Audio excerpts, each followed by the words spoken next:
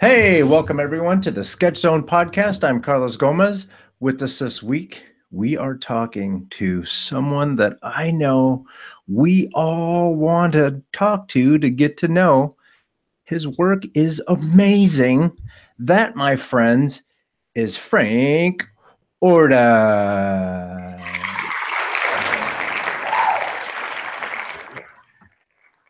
Welcome, Frank. That was it. Not more applause than that. Oh wow! I thought we discussed it was a minimum of a minute. And we're off. Yes, I like the fire. Okay, that was okay. We're starting a little weak, but I'm sure we're gonna pick it up, right? Wow! So we have a studio audience, but we don't have a budget, so we don't pay them enough to make that much. You always put it on a loop. I'm messing with you guys, okay? You have to have a tough skin in this business. You guys know that. That's for sure. Frank said, "Do better." We're gonna see if we can't crank up that audience, but before we do that, let's go ahead and welcome Charlie B. Williams III. What's up, guys? I'm glad to be back. Nice and rested after the little holiday break. Hey, Excellente, and welcome Jack Kasperzak. I've been gone for a little while. I was Yeah. at the holiday, and I was in the ER dying. weird, Dude. Now I'm back. Jack was going in. He was like, "You know what? Let's try this." You like how I sent you this photo, like waving, all like "Hi" from Yeah. the ER. Out of the blue, right? And I'm like, "Wait a minute, So crazy. where is he? Is he tweeting from the house? Is he sending this message from the hospital?" And then without even saying anything, he said the message was okay. So everyone, Jack, So crazy. Jack got sick and ended up in the ER. He sent me and Charlie a picture of him like in zombie mode, waving, and it said, and the message was, "Well, that escalated quickly." I forgot that's what I wrote. we're setting up for the shows. Are going to be our first Twitch stream, and I'm like, wait a minute, Where's Jack is not coming on. Okay. Let me tell you, folks, it really did escalate quickly. In the morning, I'm not going to get into the gruesome details because what it was pretty gnarly, but in the morning, I went to work and I was feeling, not great, but good enough to be at work. And within, no joke, a matter of like 2 to 3 hours, I was in a doctor's office and she's like, "You need to go to the ER immediately." Mm. And so it turns out I either had E. coli or listeria. Oh man, And, E. coli you can recover from. It's going to be a world of hurt for like a good 8-10 days, but you can recover from it even without meds. Listeria, on the other hand, can be deadly. And she was like, "I'm glad you came because if you weren't here, would it turn into that? What's funny is they're like, "I'm glad you made it through because we have this deadline." Yeah, kind of. I'm like, Yeah, brutal. yo, stop playing around, Jack. Okay. Well, thank you for making it through. I made it through, and I'm here. Excellent. So as always, we're going to go ahead and go directly into. Let's go up to the canvas here and let's get started. I believe every day's a good day when you paint. That's for you too, Frank. We got 2 of them to catch up. Frank believes that very same thing. Every day is a good day when you paint. Mm-hmm. I wonder, Frank, if we put a calculator to the amount of paint you've put on canvas, do you have any clue how much mileage you've put on? Oh my God! Around the world, at least a couple times. You could paint the whole globe, maybe. That's crazy. There you go. So good. A couple times over. All right, so a couple weeks ago, the sketch prompt or the fun prompt was a huge, burly, bashful lumberjack. So we're gonna flip through these. This is obviously my hero, Nice. Shiloh. God, I love that dude. Shiloh watches me draw on Twitch. That's how much of a badass Shiloh. You have to say that, like, yeah, you got to say the Twitch part because it was starting to sound crazy what you was about to say there. Shiloh watches me. Like, yo, What? He's On Twitch. He's You got to say outside that my faster. window as we speak. This is Dare 1127.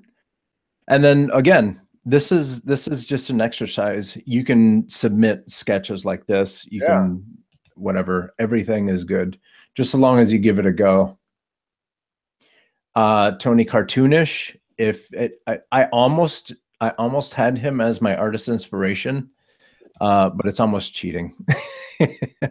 His work is really good. You guys should check it out. Tony Cartoonish on Instagram.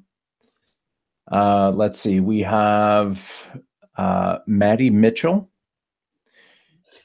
He kicked in with this bashful lumberjack eating a sandwich. Sexy axe. Bad Art Corner. He's starting to chime in every week. Yeah, I like that one. Little bunny with the flower. Look at cute. Great character. Yours truly, Coconut Justice. Yeah. Huge lumberjack, tiny axe. Hey, we're not judging. Dave Atsy chimed in. Look at that hairy arms. You know what he should have did? Why is it not a turtle? Missed it. That's true. Missed opportunity, Dave. I like turtles. Missed opportunity. Oh yeah, someone with a Timber account. Mm-hmm. Stupid. Jack, Sketchbook Jack. Jack using color. I know. I'm using this to just mess around with some stuff. Mm-hmm. You guys are gonna have to help me with this name. I like how you treat color as a Emrod flagship, Jack. Emrod Toomer. I'm not doing Emrod it. Toomer. I don't think it's tumor. Emrod Tumor? Mare. Toomer. Tumor? You know who you are. Yeah. Our heart goes out to you. Correct. If you're out there. Tumor. Tummer. Okay, fine. Right. That would make sense. Yeah. Either way, very It's okay. nice. Public school education. It's cool. It's good. It's fine. Meanwhile, Laker That's nice. getting it in. Yeah, I like it. Ah, There it is. I like moving the camera around. That's a very good Fading exercise. the scene. Yeah. Look at that squirrel right there. It's like, man, take your axe and Get out of here. chop my nuts. Well, they're defending their home, you know? That's right. The next one was a pompous scholar. That's not nice. This is again, boom, nothing but fire.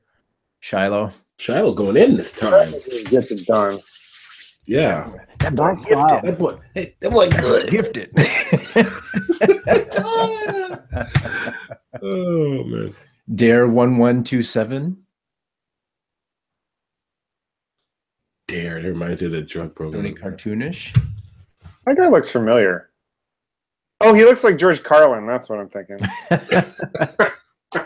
I like the expression on his face. Mhm. Bad Art Corner. His scholar just gives no F's. He's just like whatever. Pack my pipe, son.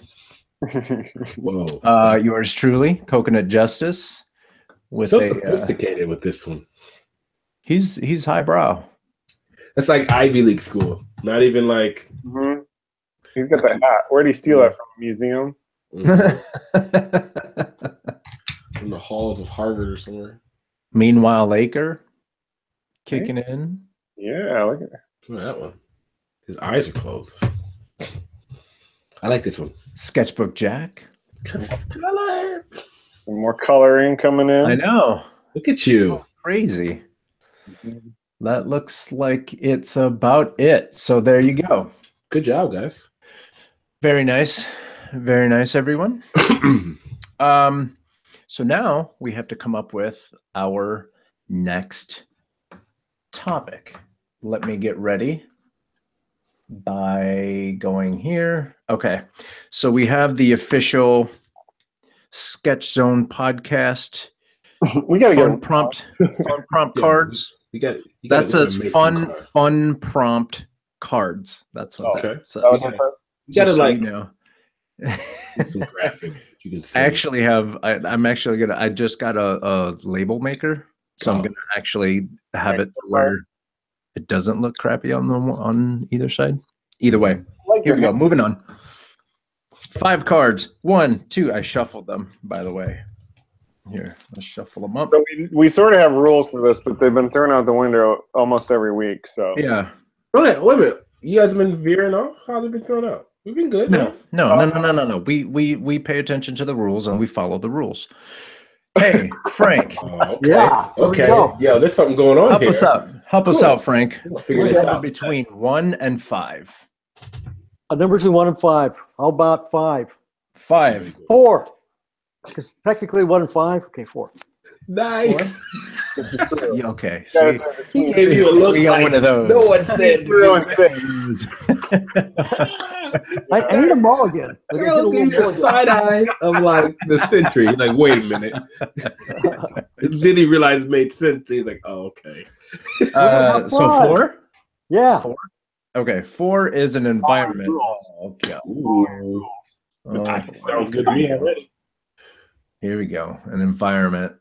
Make it good. Make it good, guys. Silo just Okay, so before I read this very long prompt, the rules are we read the first one. If we like it, we draw it. If we don't like it, we refresh and we're forced to draw the second one. However, what happens sometimes is the second one isn't as wonderful as we were expecting. That's the punishment. So sometimes we go back to the first one, and sometimes we just do something completely different. You guys are all off the rails. But the rules are Okay. Wow. so. That's new. Y'all So are some with new that stuff. said, in a rough part of town, a particularly unusual shop has opened. Oh, that's not bad. That's not bad. I kind of like that. It's long, but it's not bad. Pause.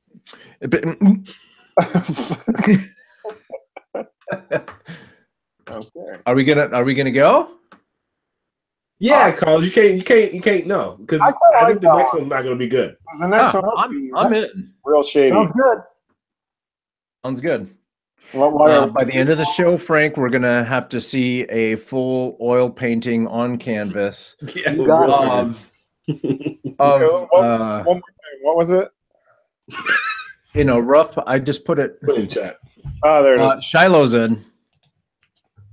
Sound like a Springsteen Go, I song. reckon. Jim Croce song. In a rough part of town, a particularly unusual shop has opened. Do you understand how wide this can go? It's good. I mean, so many wonderful ideas. By the way, hello, Shiloh. Shiloh is in the chat room. If you're watching live, feel free to leave us a message on the chat. Mm-hmm. We have our Twitch family is watching. Go ahead and leave us questions. Anyone on the panel, specifically Frank, because Frank is amazing. And by the end of the show, he will have a picture of a rough part of town Like, and a particularly unusual shop has opened. yo, Frank's not moving right now. He's we'll not. just kind of go out into the street here. I'm literally on Frank the is street. painting with his feet. And guys, yeah, feel free once again on Twitch. I'm checking out Twitch. If you have questions on Twitch, go ahead and put them in the chat. I can see them, and I'll put them up. They'll show up on the screen. YouTube guys are listening to YouTube right now and watching. Your chats are showing up too. We love you too. So, Or if you're trying to get a hold of us and we're not on air, you can use the Sketch Zone hotline. That's 408-753-8248. That's 408-SKETCH-8. And hey, there's some of our friends that live in the on the East Coast. I got a message today that's actually a friend of Frank's. I did get your email. I sent you the link to the show. Please, if you're here, please let me know that you got that message. If you didn't get the message, please let me know that you didn't get the message. So yeah. I'm trying to figure out if actually replying to the message that came through the Sketch Zone hotline actually goes back to the people that originally sent the message. So yeah, so there we go. We're going to be drawing In a rough part of town, a particularly unusual shop has opened. That's a lot of Little fun shop. right there. Little shop of horrors, little shop of horrors. Is that just me? Yeah, it's just you because you're old. Hey, that's what I first thought. Frank doesn't know what I like that is. this guy. Frank's I like right. Oh. I do remember seeing that. There's one part of that that used to scare me as a kid. Remember that movie? So is there anything interesting happening in the world of animation? Oh man! Yeah, there is. Falling up. This whole industry is falling apart. Oh, country's falling. Oh boy, yeah, that. Yo, that's in the animation industry. On a brighter side, Yeah. I mean, you guys don't want to talk about John Lasseter, right? That's like the elephant in the room. I like Frank. I like Frank. Well, I knew John. That's what's interesting, you Frank's know. got people. yeah, he lives right down the street from me. Well, when I was at ILM, he would come in and watch us paint, you know, and Where's this going? it's interesting how the mighty have fallen, you know. Oh man! Now what sucks is, people like him are paying the price, but then we have high-ranking officials in the U.S. government that are still in power, that have admitted to said things. Oh yeah. So I tell you, you know, the hypocrisy is unbelievable, you know. Crazy. And I'm a little bit older than you guys, and you know, I'm 60 years old. So you kind of see the whole game, you know. It's like, if you're on my team, we give you a pass. If you're not on my team, we're gonna burn you. So that's the game, you know. And it's interesting because when we were in the department, we were always talking either things philosophical and political. People would walk into the department, hear us, then turn around and walk away. So it used to get pretty heated. What else do you do when you're painting? It's one of those job professions where you can do what you're doing and still talk at the same time. Sure. You know, if you're in the model department, you're either working with the saw and you can't quite talk to people because you can lose a thumb. But with painting, you know, you're there and you just start talking about subjects. Unless your coordination is off, and then you can poke yourself in the eye. There you go, and that's happened. Actually, what's happened is I've had paint in my mouth, forgetting, you know what I'm doing. But, anyway, we're not out here to talk politics, are we? Sure. If it happens, it happens. So we can wrap that point up by saying, listen, y'all, keep your hands to yourself. Unless you get a signed contract. They're trying to go after. Trying to go after Russell Simmons. Unless your job specification calls for it, you know what I'm saying? Yeah. Otherwise, Right. No one's safe. Unless your job specification calls for it. Actually, it's crazy because we've talked about this on the show before, where my part of town was on fire just a few weeks ago. Mm-hmm. And I drove to Lasseter Winery to pick up my shipment yesterday.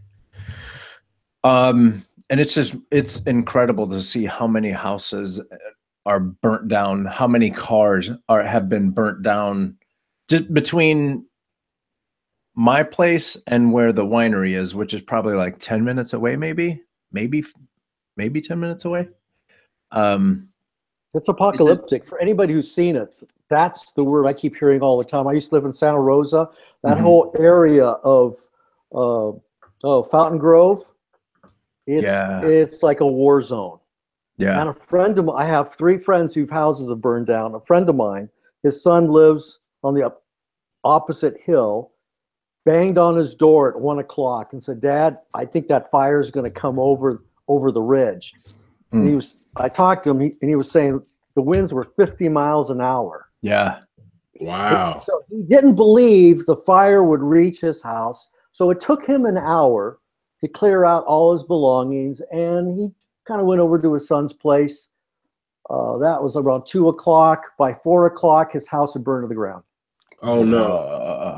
I have another friend who literally just escaped just with their clothes on their backs. Their house is up on a long road. They literally got in the car, literally like a Spielberg movie. They're driving down this driveway, fire on both sides, overlapping, creating this tunnel. They're driving through this fire tunnel, and then they have to go over. Literally, you can't make this stuff up. No. They have to go over a wood bridge, which was on fire. The fire melted the tires, melted the rims, scorched the sides of their car.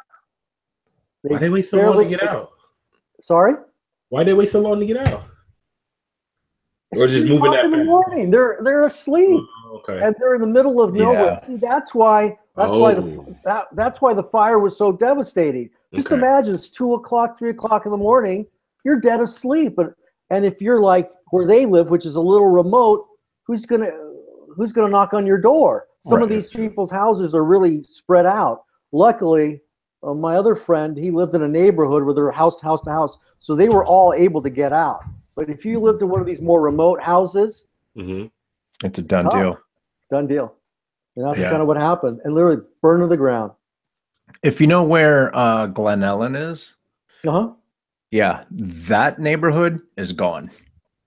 With the exception of the downtown area, that neighborhood is gone. Yeah, and people who've never been there, these beautiful arching valley oaks, picturesque, something out of a movie set.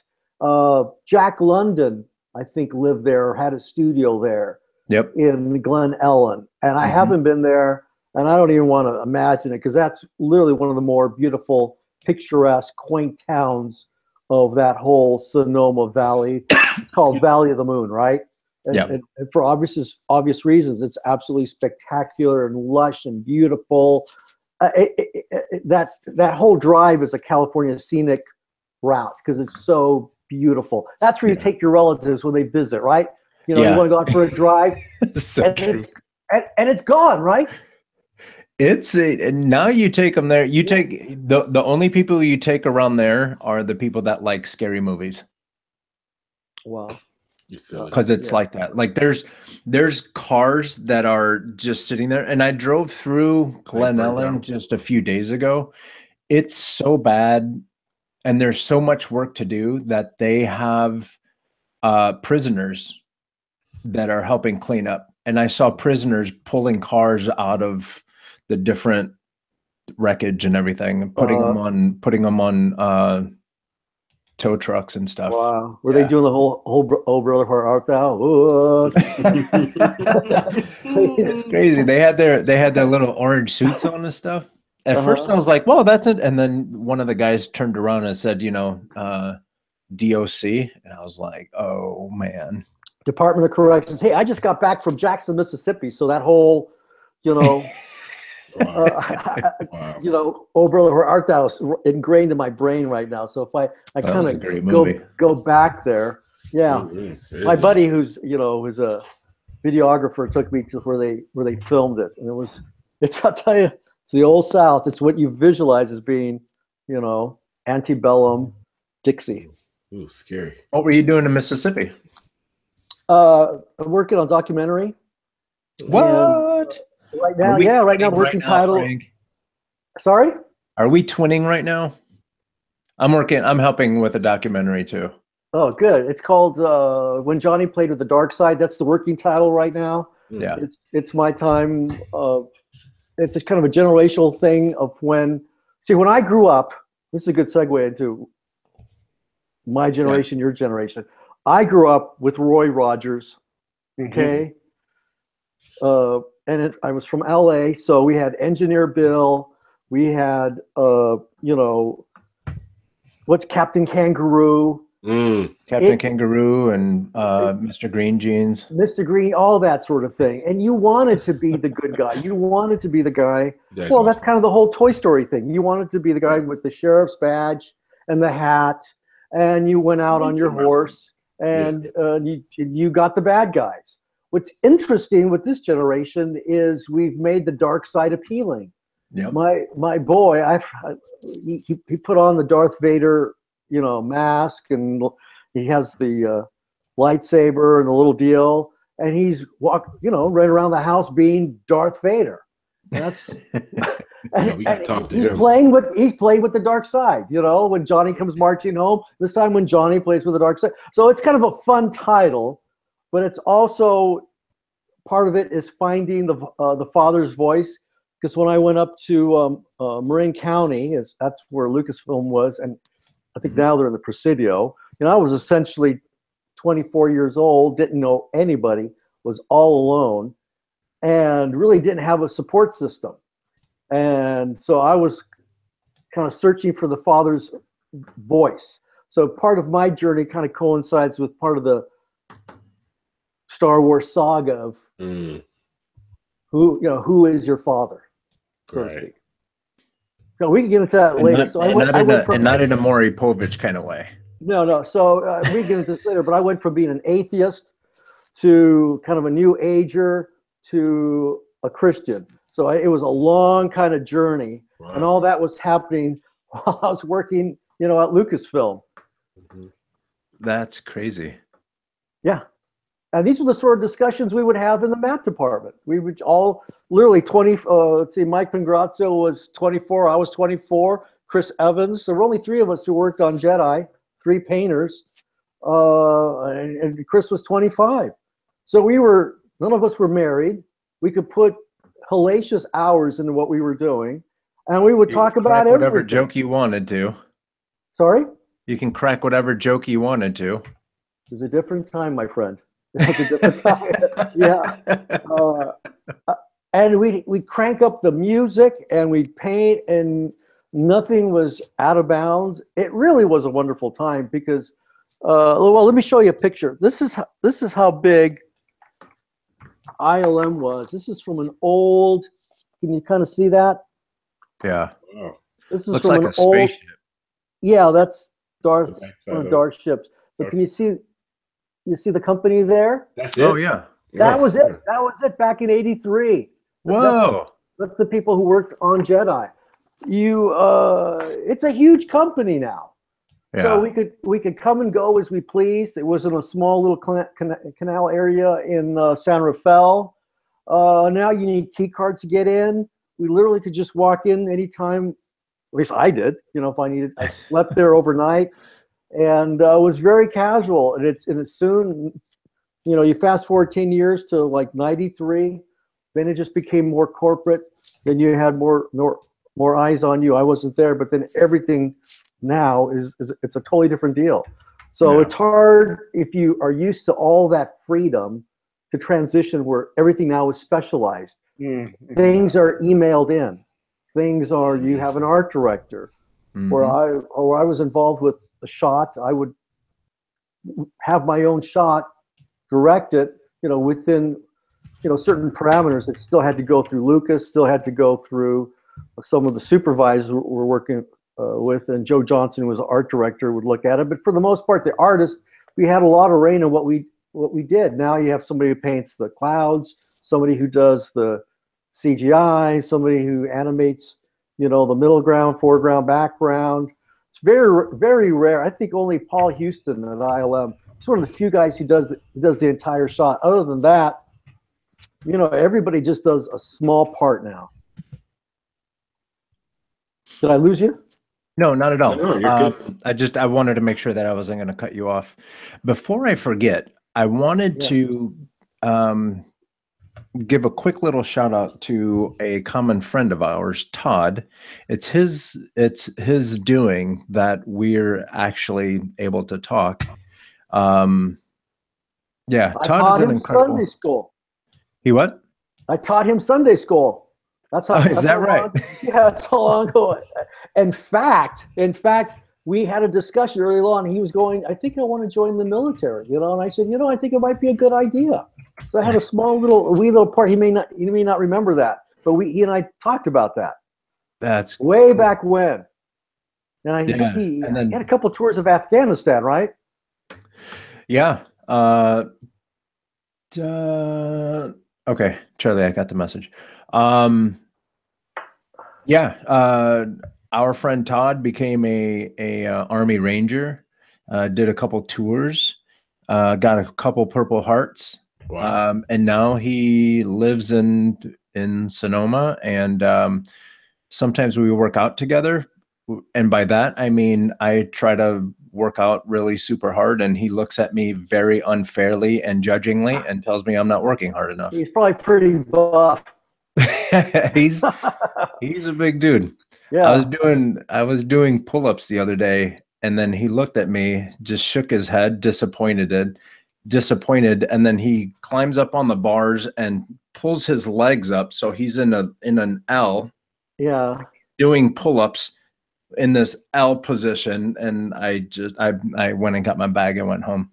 Yeah, I was kind of buffing. I was a buff in my day. You guys remember something called Nautilus? Back in the 80s. Yep. Yeah, I joined up for that, and it kept us all real buff. That's something you do in your 20-something, right? You work out and you're looking at the girls, and you're hoping they, you're looking really good. Grunting. Yeah. Just yelling really loud. Just loud. Also, I will tell you, and this is one of the things that I want to make sure that Carlos, you look healthy. That's good. I like it. I try. But one of the things that I wanted to talk about, and I want to throw this out there, but then I want to get to some of the questions that Charlie has. But yesterday I saw a documentary on, if you guys don't know, there's this guy, C.T. Fletcher. He's a personal trainer. He owns his own gym, and he was like 6-time dude was buff. world champion strongman type of thing. Mm-hmm. And now he also goes out and he talks to kids about he grew up in Compton, and he talks to kids about don't let your environment ruin who you are, reach for your dreams and everything. And the name of the documentary, if you want to check it out, is called My Magnificent Obsession.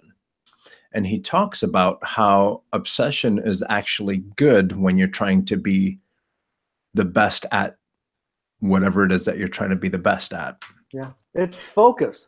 I mean, Yeah. that's ultimately it's being very focused on the end game, where you want to go, what you want to be, and essentially what you will sacrifice, because it involves sacrifice. What you will sacrifice in order to achieve that goal. In order to be excellent, there are things that you can have. Friends will call you up to have a beer. You're gonna have to go, no, this is something I want to do. Right. Or friends, or who knows? Maybe there's a game. There's a game going on. I got tickets for the World Series. But if you're really focused, then you're always going to have to make a decision. See, right. As you get closer to that pinnacle, then the temptations become greater. Right. Okay? And then you're always having to choose. If you're focused or obsession, choosing your path as opposed to the distraction, because the distractions are always there. Right. And there's going to be plenty of times. There's going to be plenty of times where people don't understand where you're coming from. Right. And along with that are setbacks. How do you handle setbacks? I've noticed people with way more talent than I have. They can't handle rejection. They cannot handle frustration and setbacks. They just don't know how to deal with that. Their ego is way too involved with their art, way too involved in their self-image, and all that is just a distraction to your goal and what you just mentioned about your obsession. These are things that you have to essentially mature into. They don't happen overnight. You have to, it's like, that's why I love sports. That's why I love, like football. It's how you become a team. It's how you really have to deal with punishment and pain. Right. And the team that can deal with pain, getting beat up over and last the longest in that short amount of time span, is going to succeed. And you guys are professionals. There's a certain type of skill set and professionalism you need in order to compete in this business, because there's a lot of competition. In fact, I don't envy your generation, because in my generation, we just competed with people, maybe here in California, maybe across the United States. You're competing with the world. I'm serious. That's a whole. I mean, Lucasfilm was just when I was there, it was just around the canal area in San Rafael. They've got one now in England. They got one in Vancouver. I think they've got a little offshoot in Indonesia. Check me on that. But they're everywhere, you know. And even if you're probably a freelancer for them, you know, you can literally be in your pajamas. If you got some nice software, you know, do your little deal, email it in. You guys are in a whole new world. It really is the Wild West. It is. Yeah. But the Wild West is digital. And it requires a whole other mindset. You know, whereas, good example, if you look at the evolutionary trend of mankind, you had to be, you know, physically strong to either, you know, sword fight, bows and arrows.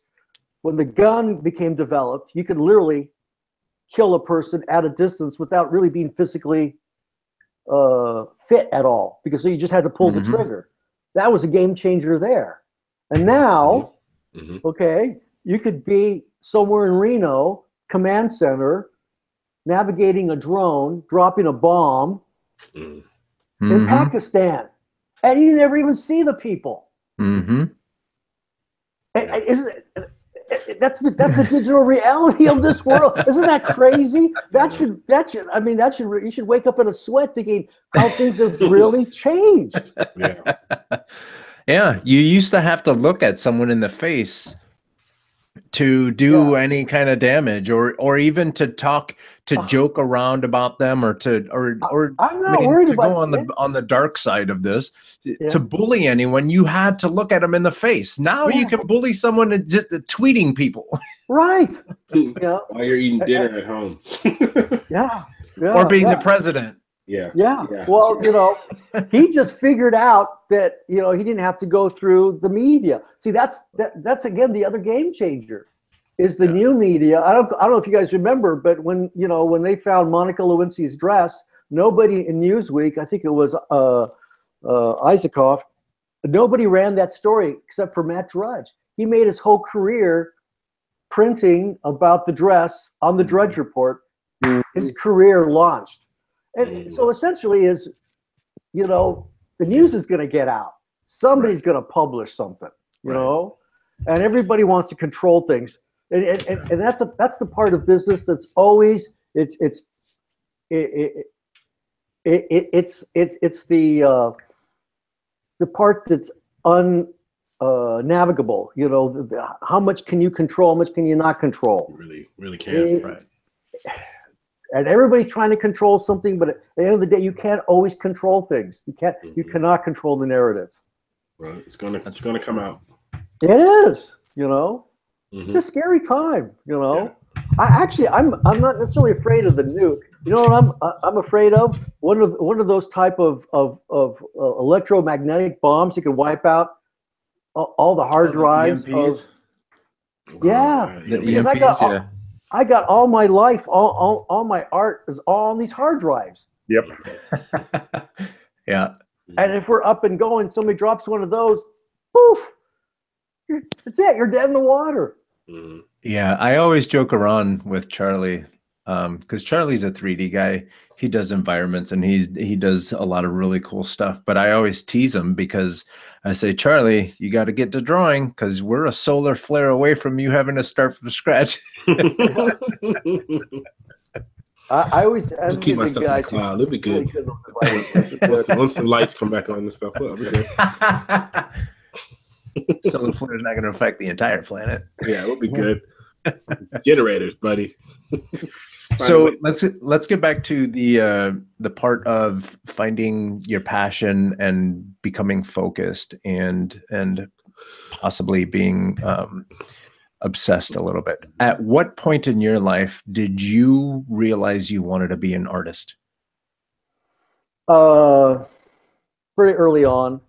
I wasn't the smartest kid. I wasn't, the most physical kid, but I love drawing. I love painting. And so I was all in mentally. The big word is existentially when I was about 7 years old. Mm-hmm. And by the time I was 10, I was already entering, contests and just trying to, make a name for myself literally.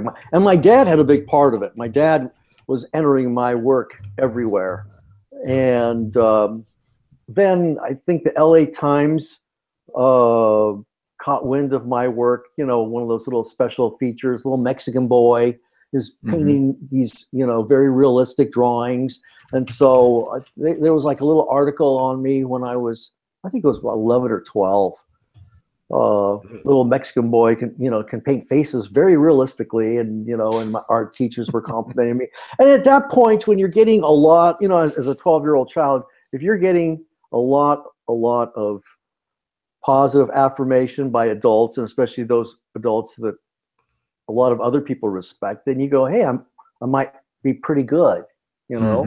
And so I was entering contests and winning some, and you know, and that's it. I just have kept it going since. I've literally made a living at art since I was 21.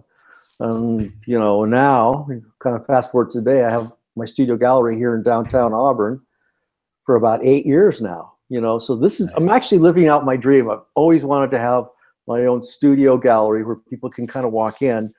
I loved my time at ILM because there were a group of us and we can talk and work. And then when I went to illustration, that's kind of a solitary world. You're kind of by yourself. And so I've always liked the idea of having immediate feedback. That's why I like this sort of stuff, because I'm always talking to it. And especially if you're going to have a studio gallery on the street, you have to be really good at not only working, but also talking to possible clients. You got to have that.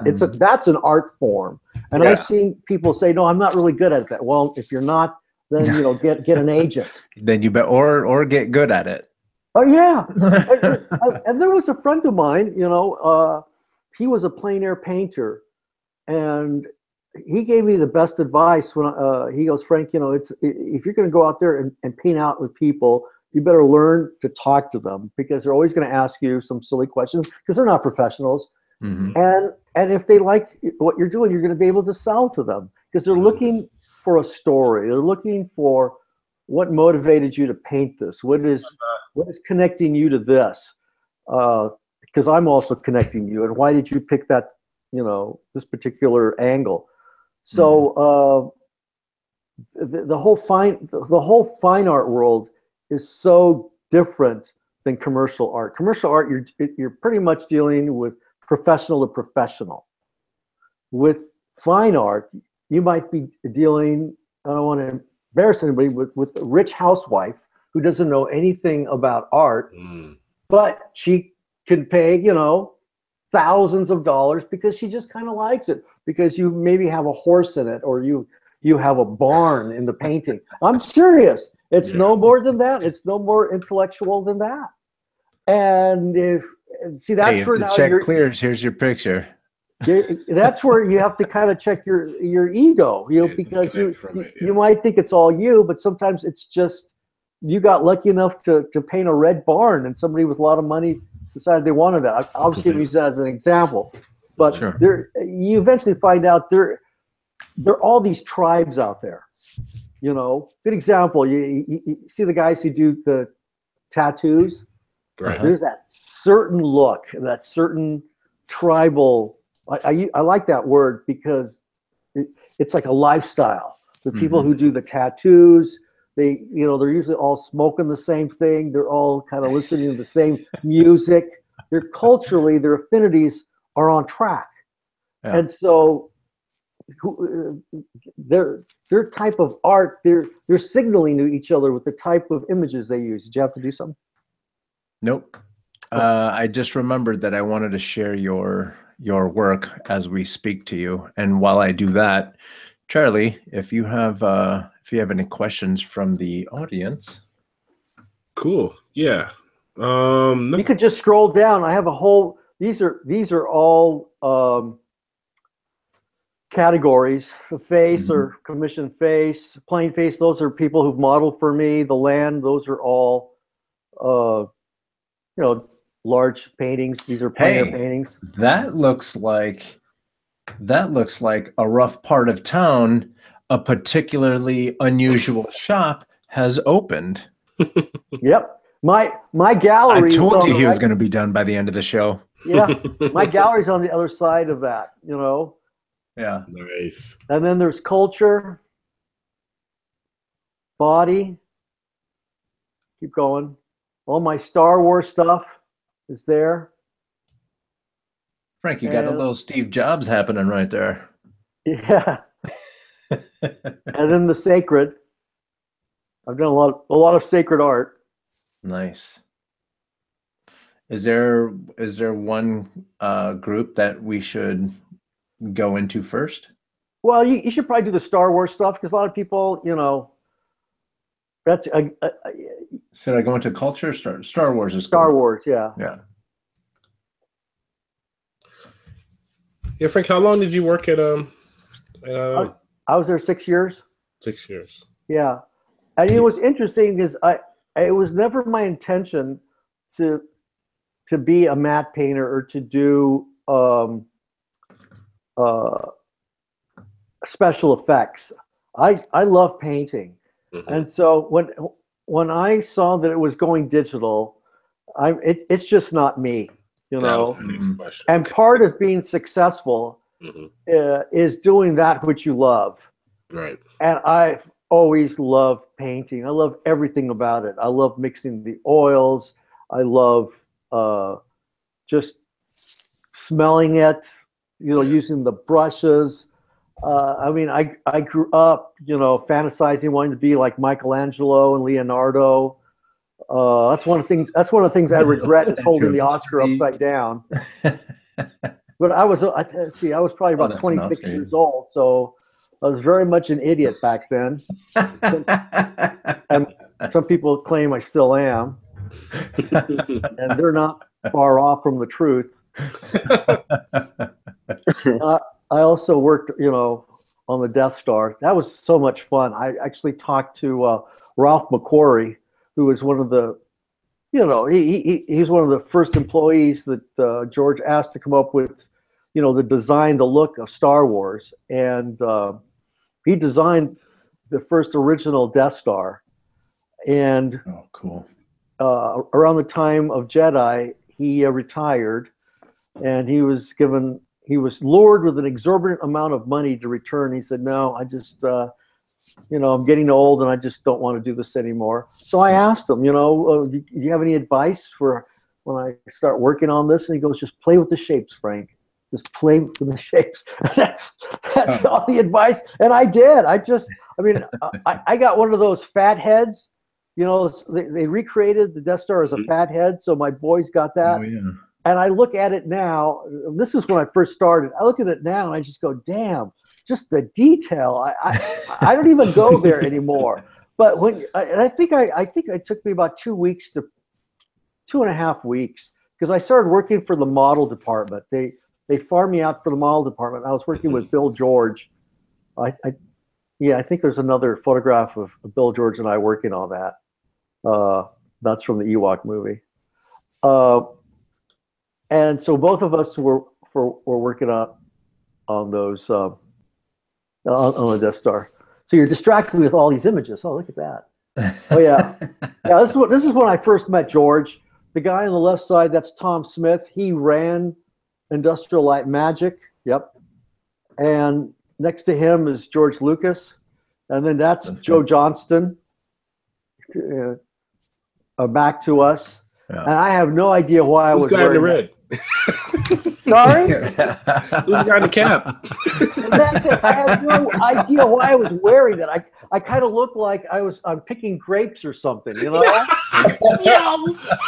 I do like these little Mexican guys that's, you know, we told you to clean these illegals. We told you to clean the trash cans. Damn it. Yeah, it would have been funny if George would have said, okay, yeah, when's the artist going to come back in the room? You know? George, that is the artist. We hired a Mexican. I think I was the only Mexican American in that company. You know? Yeah. That's crazy. And if you're listening to us on iTunes and you get a chance, go to Ordaz ORDAZART.com, and then you go into the So with the timeline, Frank, you know, because like I work for experiential agency now, doing 3D and like VR and a bunch of different stuff. But Yeah. I took about 5 years and taught at the college level, and one of my classes I taught was like a beginning like concepting class or whatever, Photoshop class and stuff and like I did a section on matte painting and researched some of the how they used to do it back in the day, and cameras and shooting and, you know, filming through glass and all that stuff. How hard was that to, like, you know, painting over glasses and all that good stuff, for all those different old school tricks you guys used to have to do when you painted stuff for all the matte painting stuff? Yeah, we didn't do we did glass for some these are painted on masonite for some of the rear projection. Right. I think we did some front projection and rear projection. The problem with that technique is you're using a second generation print, right? Right. So we were going for a more ballsy approach, and so the photographers in the I think Craig Barron and Krepola, can't remember his first name, they decided to go to what's called latent. And essentially you're working on the original negatives. So that requires a little bit more skill, a lot. It's more ballsy because you got so much run up that you can essentially test your matte painting. And then once you hit the live action, if you don't hit it, you're screwed. And we got to be so good that we started going latent. And because that way we got a very crisp image for our matte painting. So we started doing that I think right after Jedi, started going more that direction.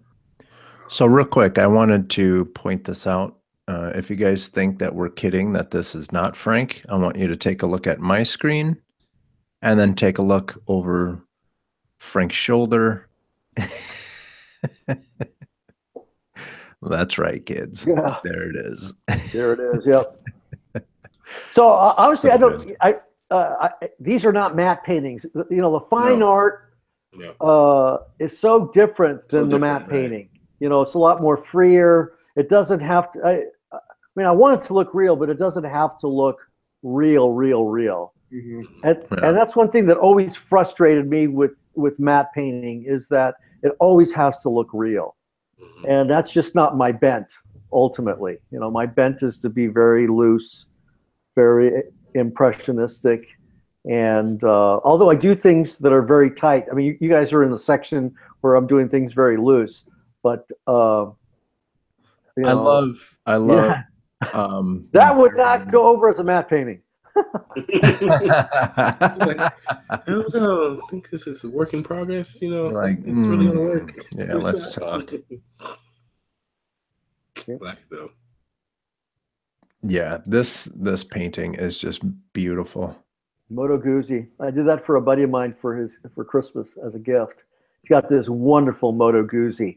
It's like a beautiful machine, you know. They really are cool motorcycles. They are. Do you have any more questions, Charlie? No, go ahead. I'm good. Okay. I wanted to make sure that as I think of more, check the chats and stuff, I'll chime in. All right, cool. I wanted to make sure that there wasn't anyone trying to ask questions.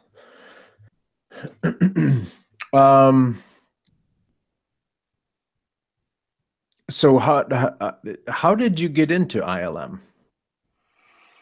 Well, I graduated Art Center College of Design in about 1980, and I was on scholarship. So I was one of the top students there, because you got to be on full scholarship.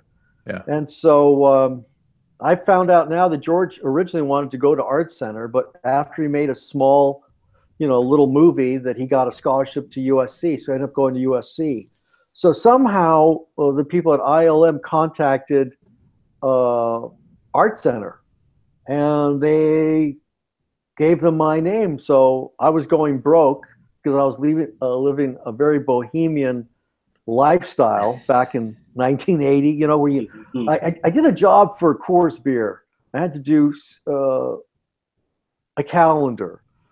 So they paid me $20,000 to do a calendar, and I essentially lived off that money for a year. You know, just going to the beach, and I was just living. You know, chilling. I was chilling. I had a roommate, and I think, you know, you could really stretch that out. I think, you know, my portion was like $350 or $400 a month, which was nothing. You know. And so food, yeah. and we're eating, you know, what is it? Minute rice, top ramen, that sort of stuff. And we had girlfriends at that time, so our girlfriends are cooking for us. Living the life. You could stretch 20,000 out a year pretty easy, you know. But then I was going broke, and then one day I got a call, and I thought it was a prank, and I thought it was a joke. And they said, "Hey, you know, this is Mike Mingrazio. You know, Matt Department ILM, we got your name, and would you like to work for us?" I go, "Yes, I would," because it was my dream to work on Star Wars. I mean, I loved that movie, and I loved. You were going to say because we're tired of top ramen. Yeah, that too. And hey, I look at it now and I go, "How could I have eaten that crap?" But you know, that was foolish. So, so they said, you know, what we need to have you do is do a sample for us. Oh, okay, I was wondering, so is that easy? That's it? Yeah. Okay. And so they sent me this photograph, and I'll tell you, it was like the photograph from hell. Yeah, that painting is back there too. Is that painting back there? Yeah. Let me see. Can you see it? Which one is it? It's Yeah, it's right behind the girl. Yeah. In the pool. Yeah. So, you know, there's one thing I really hate, you know, is I hate painting windows. So they gave me this building with like thousands of windows, and I'm not exaggerating, just like windows. Like there's this Death Star, but it's made out of windows. Oh yeah, and it was torment from hell. And so I had 2 weeks, and for 2 weeks using a Pache AB, you know, I did this painting. I still have it, by the way. And then they hired me. They liked it. I would never be hired under today's conditions because I didn't have anything remotely close to matte painting. I was doing a lot of portraits. I was doing kind of what I'm doing now. I love doing portraits. But here's the beauty of the type of people that were there. One of the guys, Dennis Murin, you know, came up to me. You know, Dennis has got, I think, 8 Oscars. And he goes, "Man, you're really good. You're really good with that face. We could just tell you're a really good artist." So I got hired in many ways just because, you know, they needed somebody who was an apprentice, because I was going to be an apprentice matte painter. But I think I was also teachable at that age. Yeah. But now, if they would go online and see my portfolio, they would go, "This guy doesn't have anything remotely, you know, anything that involves, you know, buildings or hardware, environments, landscapes." I didn't have any of that. I just had like book covers. I had just done an album cover. So, and that was with a face, and I think I had like a Ferris wheel with maybe a little landscape, but not much. So it really, man, it was like hitting the lotto. It really was. Do you think they invested in the potential? I think so. They had to. Yeah. You know, I mean, and also, you know, I mean, the two principals there were Chris Evans and Mike Mingrazio. So they'd already been doing some matte paintings. So, you know, hiring me was to essentially, there was going to be about, I think, 45 mats for Jedi. So they got some of the principal mats, and whatever they didn't get, I got. But I was fine with that. Just the opportunity to work on Star Wars, I mean, I would have been the janitor. I'm serious. It was great. Right. Well, if we go back to that one picture. You know, and I remember I was looking, I can't remember who I was talking to, and I go, can you believe they're paying us to have fun?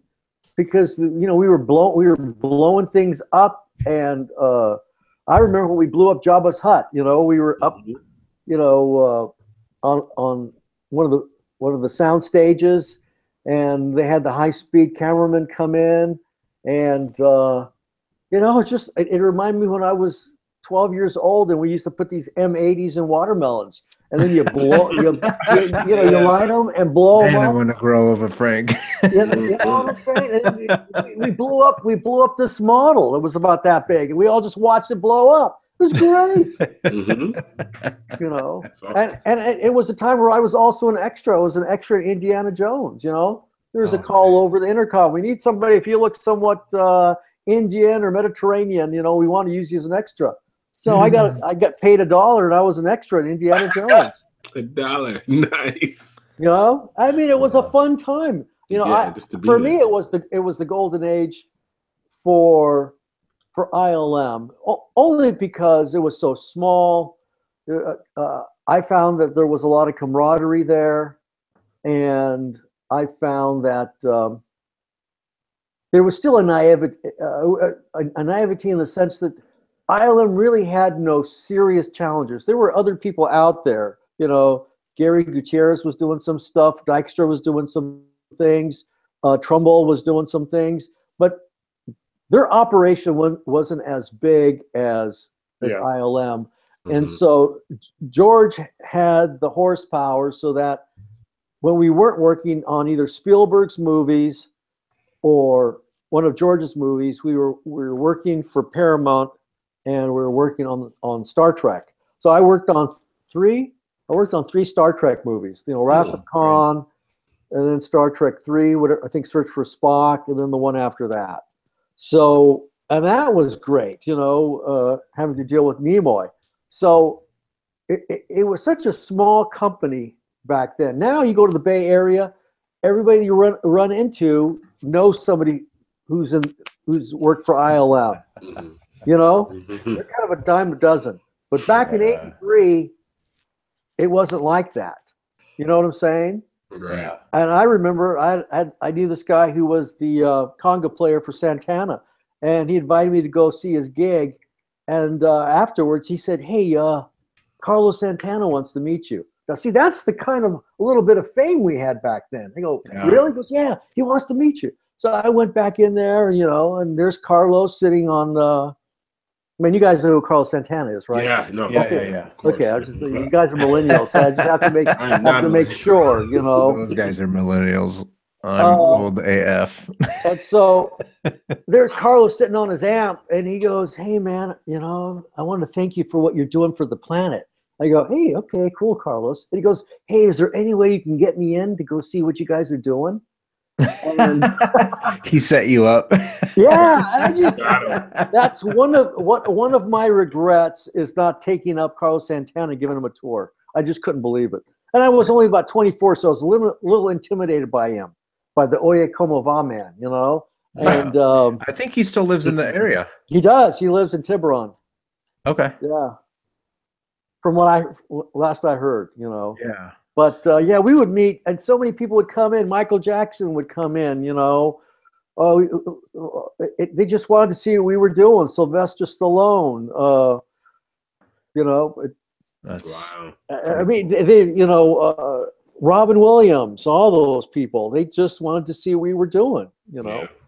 Yeah. It was a really different company. It was a small company, well, the first party I went to when I was first there was right before Christmas. So I got to go to the Christmas party, which was in San Francisco. And you guys are I'm a little older than you. So you know what band we had at our Christmas party? Who? Huey Lewis and the News. Nice. You know? Yeah. So I hadn't started working there yet, but at the Christmas party, I'm dancing and I'm looking not more than 10 feet from me. I'm going, that's Huey, you know. I just saw you on MTV. How sweet, yeah. Well, I think there's a video where he's driving this yellow Porsche. That was one of the guys in the model department. That was his Porsche, and so. Oh my God. Yeah, there were a lot of guys who were, you know, moonlighting at that time. In fact, you guys heard of David Fincher? Oh yeah. Yeah. Yeah, he started out in our math department, so he was one of the cameramen. So he was also working on Jedi. So he actually started hiring a lot of the cameramen for. He got this gig working with Rick Springfield. So he started doing all these music videos. That's when MTV was a big deal. That's when MTV actually played music. Yeah, and so there were all these people doing. They were experimenting with music videos. So Dave Fincher got in on that, and he launched his career doing music videos. And a lot of cameramen moonlighted as extras. You know, like second camera, third cameras, that sort of thing. It really was a whole new time there in terms of the opportunities that were afforded us. So I'm assuming you watched and fell in love with Star Wars because you just got done saying that you wanted to work on that movie. Yeah. Right. It was a big deal. I mean, I saw it at the Chinese Grumman Theater, back in the day. I think, what was it, 77, 76? It was unbelievable. Nobody had never seen anything like that. Just that first introduction, I mean, we'd heard of George Lucas because he had done American Graffiti, which was also a great movie. A trendsetter for its time in terms of playing all that oldie nostalgic movie and, cruising down Main Street. I was just talking to, my nephew the other day. He's only 10 or 12. He's 12. And I was saying, we used to literally get in cars and cruise down, Whittier Boulevard, Valley Boulevard. And that's what we did when we were teenagers. I don't know if anybody does that anymore, but George captured that lifestyle. And so with Star Wars, Star Wars is a little bit of Kurosawa. It's a little bit of, all those old, help me out here. Who was Flash Gordon? You got some Flash Gordon. You got some Dune in there. And he just kind of synchronized, put it all together. And he had a clearly defined evil bad guy, clearly defined good guy, had all these kind of archetypical characters. And, it wasn't overly complex. He added his form of spirituality with the Force. And it created a new technology, with the VistaVision cameras, and at that point you're off to the races. And then he fought, with the powers that be at Fox, and so he goes, okay, how about this? I keep the toy rights, I keep the licensing rights. He said, okay, because they figured it was going to bomb. Big mistake. He became an instant millionaire. And then his wife Marcia, she's the one who got the Oscar for editing that movie. Yeah. And she was a powerhouse in her own right. She also was editor for what's a Taxi Driver. Really? Yeah. Cool. So describe that feeling when they say, "Hey Frank, we want you to work with us." Euphoria. I mean, seriously, it's just I just couldn't believe it. I was just. Were you still down in LA when you got that call? I was in Pasadena. I was renting a little studio on Raymond Street, right off of Colorado Boulevard. In fact, there's a Blix art store that's down below, which used to be this cool little funky curio shop, and essentially where I had my studio there was essentially just alcoholics and drug addicts. Literally, that's why we got our rent was so cheap. It was a real dive. And then now across the street is a big Scientology building, Mhm. and the building I'm in now is all spiffed up. That whole Colorado Boulevard area is just, it's like Hollywood. And Yeah, downtown Pasadena is a pretty neat place to visit. yeah, it's pretty slick. And so I just took it seriously. I figured this is my chance to, it's going to change my life, and it did. I moved up to Northern California. I've never been back. I've lived up here ever since I moved out. And but then again, it never was my intention to stay in the business. I know that might sound a little crazy, but I always wanted to be the boss man. I like being my own boss. That's just my nature. In order for you to be successful, you have to find something that very much suits your nature, your bent. Yeah. And so, I work hard at what I do, but some of my hours are, I'll start maybe a little later in the morning, but I'll work later into the evening. You know what I'm saying? Right. So I'm still putting in the same amount of time, if not more. Right. So but at the end of the day, it's yours. Right. Yeah. That's so what's cool. and I'm not averse to risk. So having a gallery, having a studio, there's a lot of risk. So I've been doing it for 8 years. So and talk about that transition, Frank. So how did you finally make the decision to transition and find a studio place and learn how to, run your own studio and stuff like that in terms of the gallery, How did I make that transition? Yeah. What finally pushed you out? Because it could be a little scary for some, but you said you weren't afraid of risk. So what finally did it? To say, okay, cool, let's do this. Let's find this. Well, sometimes the marketplace kind of gives you a little shove, dictates. Mm-hmm. So I was doing some illustration, and I got hired to do a really big job, and the gal was talking about, okay, we want you to put this on this layer and this on that layer, and I went, excuse me, I thought you saw my portfolio. I do things traditionally. She goes, oh, really? I thought you were digital. I go, no. I said I could photograph these different. He goes, no, I'm sorry. Sorry, wasted your time. And click. So at that point, I realized the whole illustration business is changing.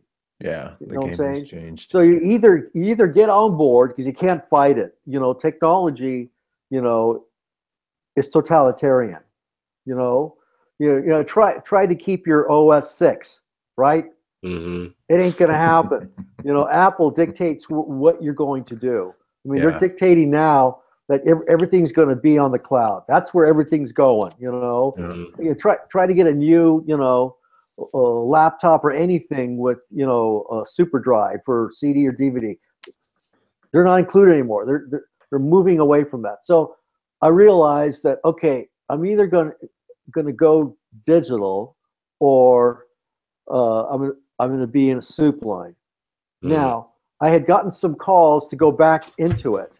I think back in the day, somebody from DreamWorks contacted me, and they said, well, we can train you to do digital matte paintings and blah, blah, blah, blah, blah, blah, blah, blah.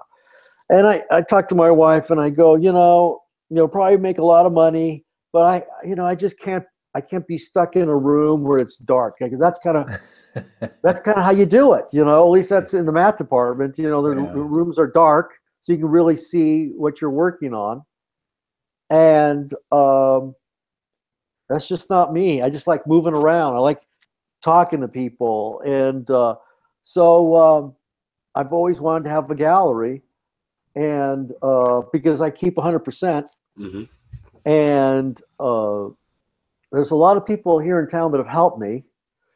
And, men like Michael Murphy, and he's an architect, and I've had so many people come and help me. You'll find out that when you try to do something, people see that you're sincere and you're, good at something.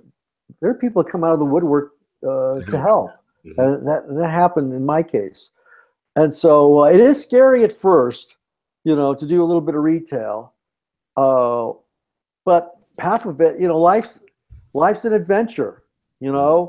If you believe in yourself, And that's the big thing. Do you believe in yourself? You believe in yourself, then you just trust that, faith in God, confidence in your abilities. I've got this ability that God gave me, and I'm going for it. And and doesn't mean that there's ups and downs, but it goes back to obsession and focus. There's this great moment, and you almost have to be like this. I mean, this is my mindset. There's this great moment in there's a movie from my generation called Officer and Gentleman. You guys ever seen that? Yep. Did I hear a yes or a no? Yes. Okay. Well, there's a scene where the sergeant's trying to get Mayo, who's Richard Gere is trying to get him to essentially quit. And there's this intense scene where he's prodding him, he's having him do some type of exercise, push up, and he's trying to get him to quit and quit and quit. And he goes, I can't quit because I got nowhere else to go. I remember that. He's right there at the breaking point. He said, I got nowhere else to go. And I'm kind of the same way. If I did quit, I don't know what else I'd be good at. So I literally have burned the bridge behind me. You know what I'm saying? I've not given myself an out. So I'm totally focused on being successful. I'm totally focused on making this work. That doesn't mean there are days of doubt. I'm human just like anybody else. But there's always that place where I go to where I just go, this is what I got to do. And then eventually your brain goes, okay, you find different avenues to market your work. And I've been here for 8 years, so you working. Yeah. Yeah, and I'm always amazed when somebody comes in and they want me to do something, or I'm going to have a one-man show in Oklahoma City next year, so I got to get ready to go for that. And that's all a result of meeting people like my work, and then they want to help you, and then they become collectors, and they turn to other people, and then they start collecting my work. And then now I do prints, and so, and whether it's giclées or cards. And, I've also, you can go on my website, produced a book. You can get the Frank Ordaz, book with my landscapes. That's really nice. So you just kind of find. Here's a nice leading question. Yep. If someone, let's just say someone sees the podcast and they see that young girl floating in the inner tube in the pool and they wanted to buy that, you ship paintings. Yeah. There. See? So if you're interested in a Frank Ordaz original, we ship around the world. Yeah. And you guys, and this is the way it works. I give you guys a finder's fee, and I'm not kidding. Nice. So someone hurry up and pay Frank because I'm hungry. Yeah. And I've experimented with different styles. My styles have changed, but I'm having fun at this. Yeah.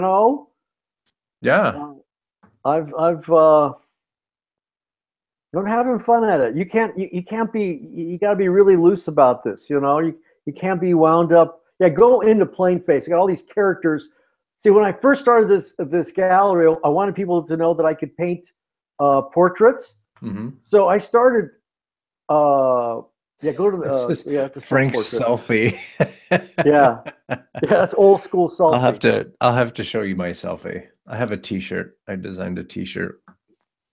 So I started painting all these people around town. That's a Tiwa Indian I just painted over in Santa Fe. Is this last? Go to the next one. Yeah, Chris Francie. Like this guy, he posed for that. And everybody knows this guy in town. Yeah. And so I started painting these people in town, and then they look at it and go, "My God, that looks just like Chris. It's amazing." And so.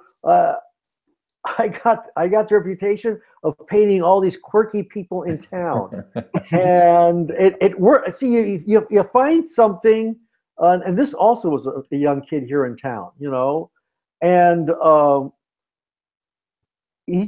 and then people know them, and then they go, "Man, you're a really good portrait painter. So I get all these portraits, you know.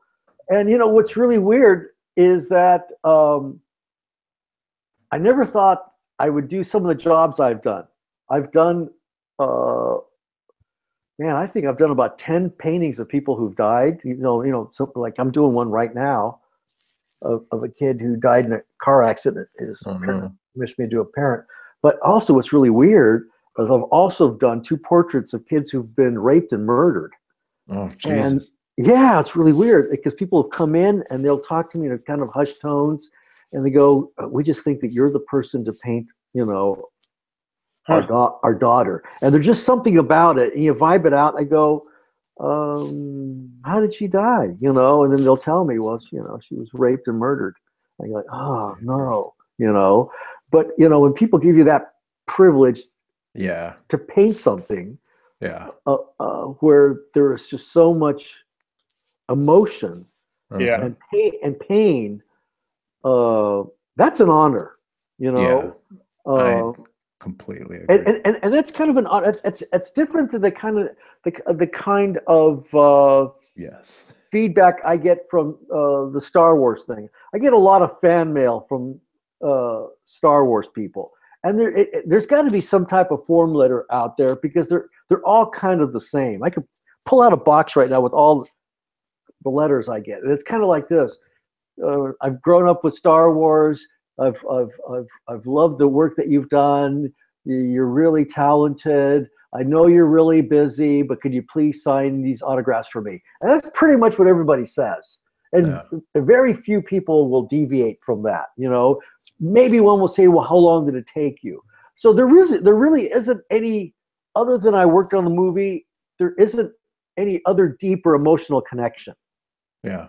Other than I was a part of something that was cinematically meaningful to them in their culture. But when I kind of changed movies too. Let's put the give credit where credit is due. Star Wars, Return of the Jedi, all those movies. It changed the way that people looked at movies and the way people made movies. Yeah. But and I wasn't putting that down. My only point was when you're painting portraits of people, now you're dealing with something of one-on-one, their emotions that are tied into that person. Sure. Yeah. So then they're telling me their life story. They're telling me either their pain or their anguish. And as an artist, that's a whole other a level of experience that has rounded me out as an artist. That's more my point. It's just there's more humanity that I'm learning about when I do a portrait. Yeah, it's that human connection that you get. Right. Right. And I've been really lucky because I also did a project for the White House. I got a call from the White House, you know. Oh. And so did I mention that? Nope, not yet. I mean, just now. Go ahead. Yeah, the same sort of thing. I came home one day and my wife goes, "You won't believe it. We got a call from the White House." I go, "Really?" Well, my wife saw this program, and she saw Laura Bush, who used to be a school teacher, you know, reading. My beautiful wife, Jana, if you're watching, I hope I'm doing okay. She goes, we'll send it to her and we'll see what happens. And I'm going, nothing's going to happen. She goes, "It's a great book. She'll like it." Well, about a month later, I get a really nice letter in the mail from Laura Bush, you know, hand signed, saying she really appreciated the book and liked it, and, you know, good luck in the future, and thank you so much for sending me the book. And I thought that was nice. You know, and I go, wow, at least he didn't throw it in the trash. And then about 2 months later, I get a call. My wife says that the White House called. And so she liked my book so much that she goes, "We'd like you to be the official artist for the 2006 Easter egg roll." And I didn't know anything about it. So I went online to see what it was, and it's a big deal. If you're from the East Coast, it's a big deal. It's the day after. It's the day after Easter. And you guys know about it? Kind of. Yeah, I've seen it. Yeah. Yeah, and it's a big deal. And so I did the artwork for it, designed the egg. Went to were the personal guests of the president and the first lady at the White House, and had my family in there, and it was a cool deal, you know. Mm-hmm. I was king for a day, got my own personal tour, and that's one of the perks, you know. And that one I was owed to my wife, you know, and that was, again, that was a whole other experience, you know, working with the White House and you know, working with Laura Bush, because I had to give them sketches of what I wanted to do for the catalog, as well as for the official poster, as well as for the egg. And so I had people there taking pictures. They wanted their poochies in there, so I had to paint their dog. So that was a real fun experience. And that's pretty cool. And again, it just has made me more of a complete artist. Yeah. Well, so I've had a lot of adventures. Another fun adventure is for a while, until it got eliminated during the last administration, I was part of the Air Force art program. And the Air Force is the only branch of the military that does not have their own artist staff. The Army does. Usually, if you're a good drawer and you're in the Army, they go, okay, son, you're not going to go out there and catch bullets. You're now going to go out there and catch a likeness. So they have guys, you know, drawing for the Army. Well, the Air Force doesn't have that. So they've hired artists or illustrators like myself, and they send us to different parts of the world to capture what the self-portrait there to capture what they're up to. So they sent me to Kirtland Air Force Base in New Mexico to document the parajumpers. And these guys are as macho as the SEAL. SEAL Team 6. They essentially train as vigorous as those guys do. So we got to see all these mock war games. That was really cool. We had one guy who was a really good drawer, so he was drawing. I was taking pictures because I was going to do a painting. Yeah. And it's really cool just walking around these guys when they're throwing fake grenades, you know, shooting at each other with blanks. And they just told us, okay, you can walk around, just don't interfere with what they're doing, because their instructors are also walking around and, you know, asking them some questions. So, you know, we saw them drop, you know, from I think an Apache or a Black Hawk, I can't remember. And then we saw them do a mock IED incident. Then we saw them drop from 15,000 feet to 10,000 feet and, you know, jump. So that's been really cool. So now I've done that. I've also done some plein air painting. I've always loved doing plein air painting. And, you know, I've taught and so people ask me, do you miss doing the movie stuff? And I go, no, because I was there for a good portion. You know, sure. I worked on E.T. I worked on E.T., did the opening of E.T., worked on, you know, Jedi after that, worked on Wrath of Khan. Then after that, worked on Indiana Jones, Temple of Doom. And then we worked on these Ewok movies. So I have an Emmy for one of the Ewok movies, nice. 1 and 2. And then after that, you know, I think we worked on Enemy Mine, you know, 3 Star Treks, you know, Goonies, Back to the Future. I have one little shot, Back to the Future. Worked on Starman, Never Ending Story.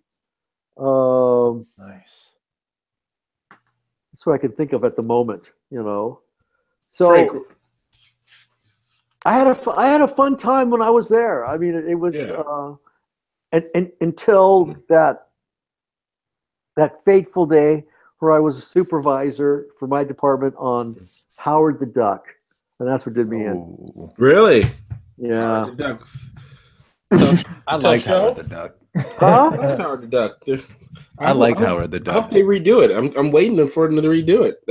I think they're talking about it, but you know, I read a couple cameos. I want it to happen. Yeah, I read. Yeah. Hey, check out this gal. See this gal right here? Mm-hmm. Yeah. She comes into my gallery, and so I start talking to her. A lot of these people that I paint, they just will come into my gallery, and she came here from Louisiana, and she wanted to be in the film business. And I go, well, what are you doing up here? You should be down in Hollywood. She goes, well, I don't know why she landed in Sacramento, but she did. So she figured she'd work. She was working at a video equipment rental, but she goes, if I work at she's a sharp gal. If I work at a video equipment rental, I'll be meeting all these people who are renting, all these units, and I'll kind of get my foot in the door. And so she's going to make it. She seemed to have a lot of moxie. So I said, would you like to pose for me? And she goes, yeah. So she posed for this. She sat down in my gallery, and I started painting her, Yeah. And wait, scroll up so I can see if I added her name. Yeah, you did. Jasmina. Yeah, her name was Jasmina. Oh, she's from New Orleans, to be precise. She's exploring. Yeah, she was just exploring Auburn. Yeah. And I get a lot of these encounters. I'll tell you, I've had some of the most amazing encounters. I mean, I've met all the movie stars when I was at Lucasfilm, but a lot of these people and hearing their stories. Yeah. I had a guy who was just fresh out of jail. He was a scary guy, and he was just doped out like you will not believe. So he's in here, and he's looking at my work. And he's going, wow, this is amazing. This is amazing, And so I was a little leery of him, My vibe was this guy could turn any moment. So I go, would you like to pose for me? And he goes, yeah, why not? So the entire time I'm talking to him, he's going, I'm no good. I'm no good. I've been incarcerated my entire life. I've been in jail. And I go, what do you mean you're no good? He goes, I used to steal motorcycles while people were in church. And he goes, that's what I did, Whoa. And then he would go deep about prison life, and I'd go, okay, that's enough, It's like everything they tell you about hardcore prison life. This guy was, He was validating it. He was validating. I'm like, I don't want to know anymore, But I've had all types come into the gallery, and it's really been an adventure, I've been going to Santa Fe with these collectors. This one guy came into the gallery and goes, man, you're as good as anybody I've seen in Santa Fe. You come with us. So I've been going with these guys to Santa Fe every August. And you meet all these interesting people. And one guy that did you guys see that one? There was that one comedian who's on with Larry David's Curb Your Enthusiasm. Oh, anyway, yeah. I stopped at his picture. Yeah. Anyway, there was this guy that I met, and he trades in these old these blankets. Yeah, there he is. It's Richard Lewis. Yeah. Anyway, I met. There's the guy that I met. He's a comedy writer, and his I'm drawing a blank on his name. Anyway, he grew up with him, and he's friends with Larry David. So these three guys are pal, Yeah. And he started out writing jokes for Don Rickles. His best friend, was Checky Green. Really old school. So I wrote jokes for Johnny Carson. Oh, wow. And his best friend at that time was Jonathan Winters. He would tell me, Jonathan Winters, you guys remember that guy? He's a comedian. Yep. He said he would call him up 2:00 at night and do a comedy routine. He goes, what do you think? What do you think? And so I meet all these interesting people, but on a more intimate basis, right? As an artist than if I was working there at ILM, because all the people that I did meet were coming up to see us paint. So we were kind of like the little monkey, everybody's coming to see the little trained monkey, and you smile, hi, this is what I'm doing, Don't feed them. Don't feed them, yeah. Kind of like what Michael Jackson says, I give up painting. I give up singing if I could paint like you guys. Yeah. Yeah, right. You Uh-huh. know, you're not going to Yeah. make enough, Michael. You know. Yeah. Yeah. Yo, Yeah. say that to Michael. Yo, okay, Michael, chill Be out. like, Michael, look at your bank account, then look at mine. And then Like I give up painting if I can sing. you like, want to paint for real? They've always said starving artist. They've never said starving Michael Jackson. That's right. That's right. Yeah. starving Michael. And he was. And what's really interesting, he was there with Quincy Jones. I got to meet my idol, That'd be cool. Quincy Jones. Quincy You know, Quincy Jones is a good one. you guys like Quincy Jones? Yeah, Oh, he yes, I probably do. was cool as. Oh, Well, check man. this out. I got a cool Quincy Jones. There's kind of this unwritten rule that when these guys come, you know, they're at the building, it's like, okay, leave the talent alone. You kind of do your work. Nobody says it, but you pick up on the vibe. Right. You kind of get me? Yeah. Yeah. So anyway, bother so there was I think we had a party, and Quincy Jones was there, Michael Jackson was there. At that time, Quincy was married to Peggy Lipton, and she was holding what's his daughter, the one who was in The Office. What's her name? Oh, I don't remember. Yeah. Okay, but you know she's beautiful, Yeah, right? Yeah. Yeah. Okay. Well, I mean, I saw her as a little baby, and so I went up to Quincy because I love this stuff. Rashida you know? Jones. Yeah. Yeah, Rashida Jones. I went up to Quincy. He goes, Quincy, I've always wanted to meet you because I especially love your album, Walking in Space. And he goes, oh, he just stopped. He goes, you know that album? I go, yeah. And I just listed all the songs like Killer Joe, blah, blah, blah. And I said, you did all that stuff with Sinatra. And he was like, whoa, man, that's cool. He goes, you want to party with us tonight? And I went, yeah. So Yes, I do. So I partied in one Lucasfilm party with Quincy Jones, you know, and just was just hanging out with him and Peggy Lipton. And probably for about a half hour, and after that, I kind of felt a little stupid, you know. And Michael Jackson was there, and was just, you know. And I remember saying something to him, and all he would say is, "Pay me no mind, pay me no mind." That's all he would say, you know. Yo, what? Yeah, I would love to. Mind. I would love to, but you're Michael Jackson. Who says that? No mind, really? Yeah. Who says that? You know. Who says that and tries to think he's gonna like fade into the ether. Yeah, like, and he just put out that vibe. He didn't want to talk to anybody. Yeah, and you see that, you know, I've been around Spielberg and Lucas. In fact, after E.T., they rented a little yacht. And so there were about 45 of us on this little private yacht with a reggae band that were just smoking the spleef. And it had 2 stories, and they're doing hot dogs and hamburgers. And there was Spielberg, because you know Spielberg did E.T., right? Mm-hmm. And he'll just talk to you just like I'm talking to you guys. He's very conversant, you know, uses his hands. And then there's George, and George is just kind of off to the side, just staring at everybody, literally, you know.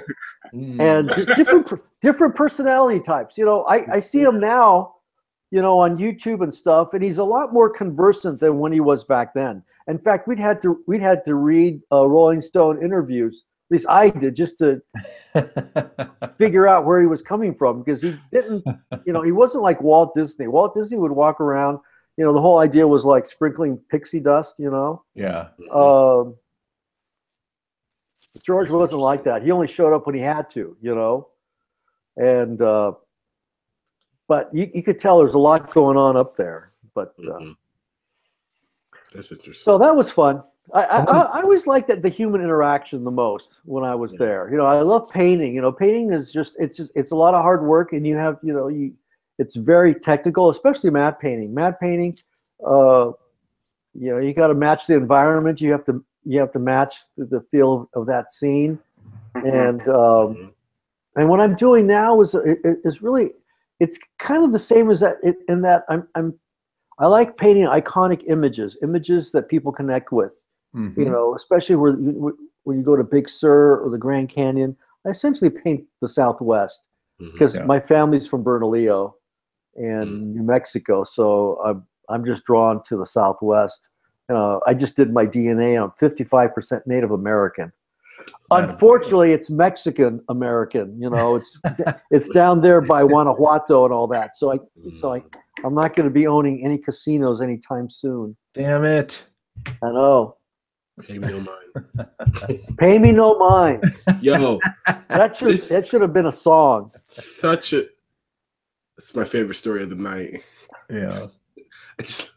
And the funny part about it to me is that like Quincy Jones was so inviting and like willing to talk and stuff like that. Oh yeah, he was a great guy. Somebody that Michael looked up to.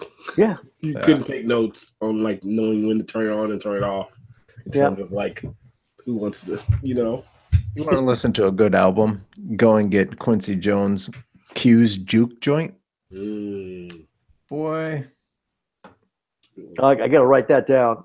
I got Quincy on Pandora. As well, you should. You got to look up that one then. As well, you should. I wanted to point something out real quick to our listeners that might be listening on iTunes after this. Mm-hmm. We've been talking to Frank for an hour and a half, maybe a little bit more. Yeah. I've been cycling through his pictures. We're not done yet. I have not doubled up yet. And I'm clicking pretty quickly. Dude, man, I've been watching you. It's like plenty. On the stream also, I'm like, man, I even changed the stream so it'd be nice and big because these pictures are amazing. I mean, so being this like prolific and having this vast amount of work, like I assume you still have ones that stick with you and that you know you remember more than others.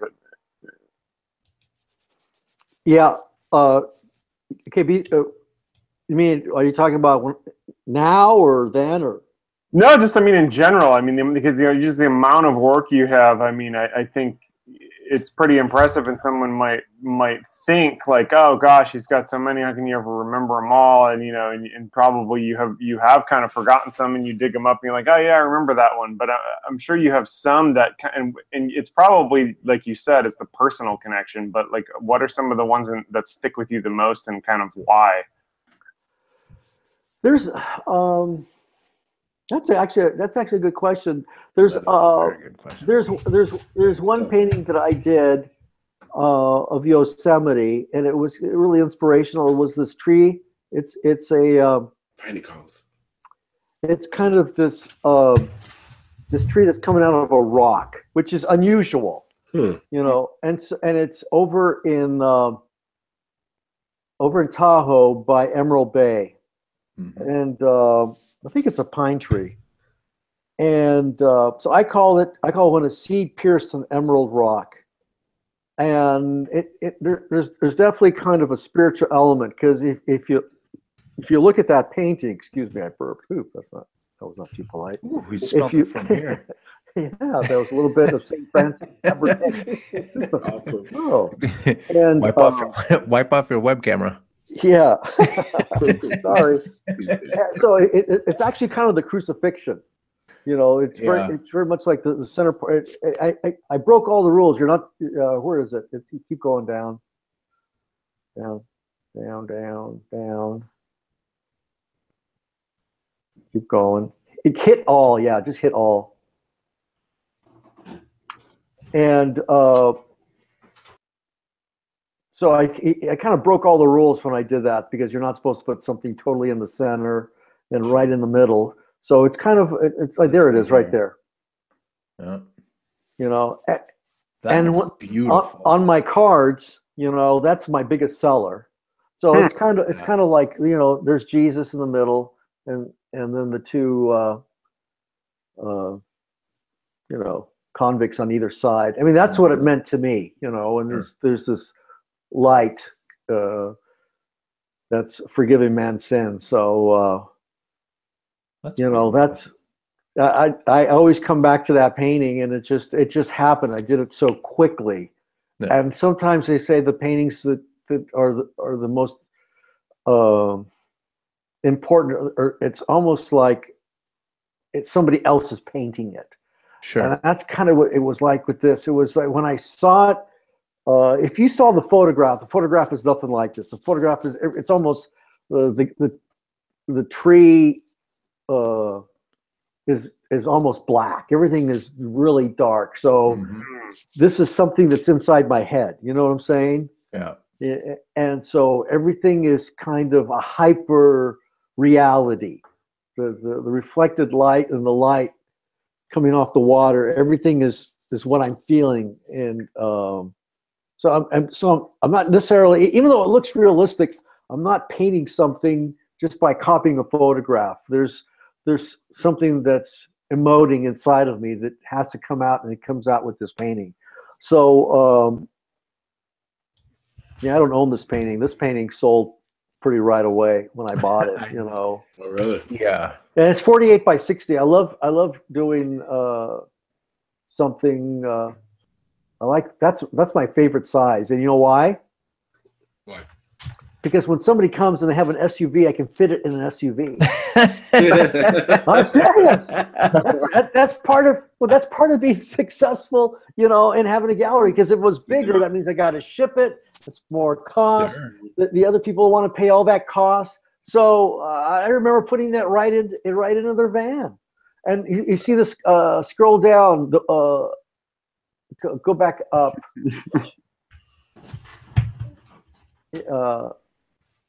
Keep scrolling back up. That's all we got, Doctor. Oh yeah, okay. It's over here on the left. It's called the the Starry Tide. This guy?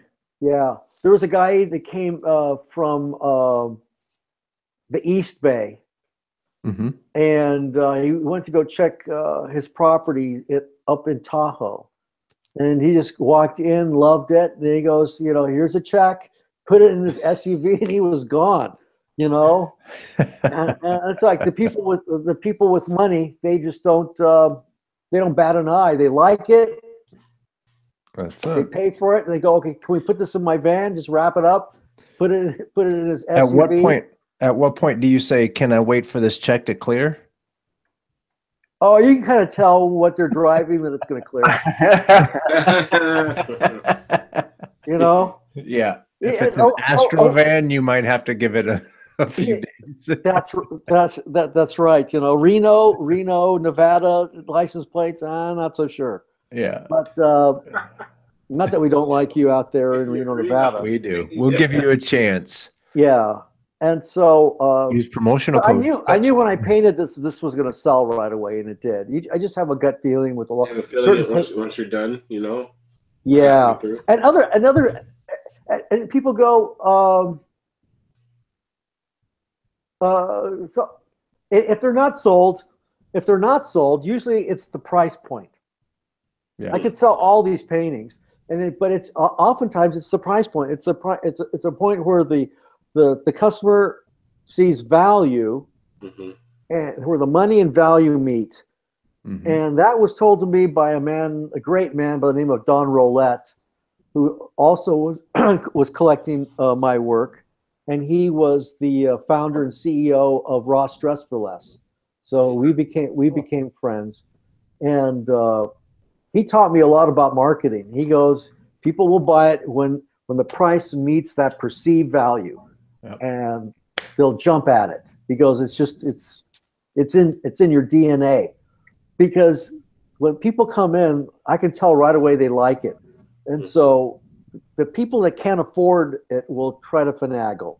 The people who can afford it will just buy it off. Here's a check. Yep. You know, here's the check. You know, so you can see a lot of these have red dots. So I've sold a lot of them, and. If you don't see a red dot, it's usually because it's in a private collection, Yeah. you know, and that sort of thing. Totally adorable. And the colors aren't, you know, I mean, they're as good as they're going to get there. But and a good example. Here's a classic example of what. Go back to the top of learning how to see this one right here. Right in the middle, on the top. This guy? Yeah, Pillar of Fire. There's the gal who bought that. She wanted to buy it, and then she goes, "Well, I have to bring in somebody." And then she brings in an interior designer. So now I'm working with an interior designer, and then it's like, okay, we want to buy it, but we have to see if it works with her interior. Can we borrow it? No, you can rent it. Well. and again, you have to see what they're driving, and they seem to be doing okay. Right. So she bought it, that night she called me up. She goes, we love it,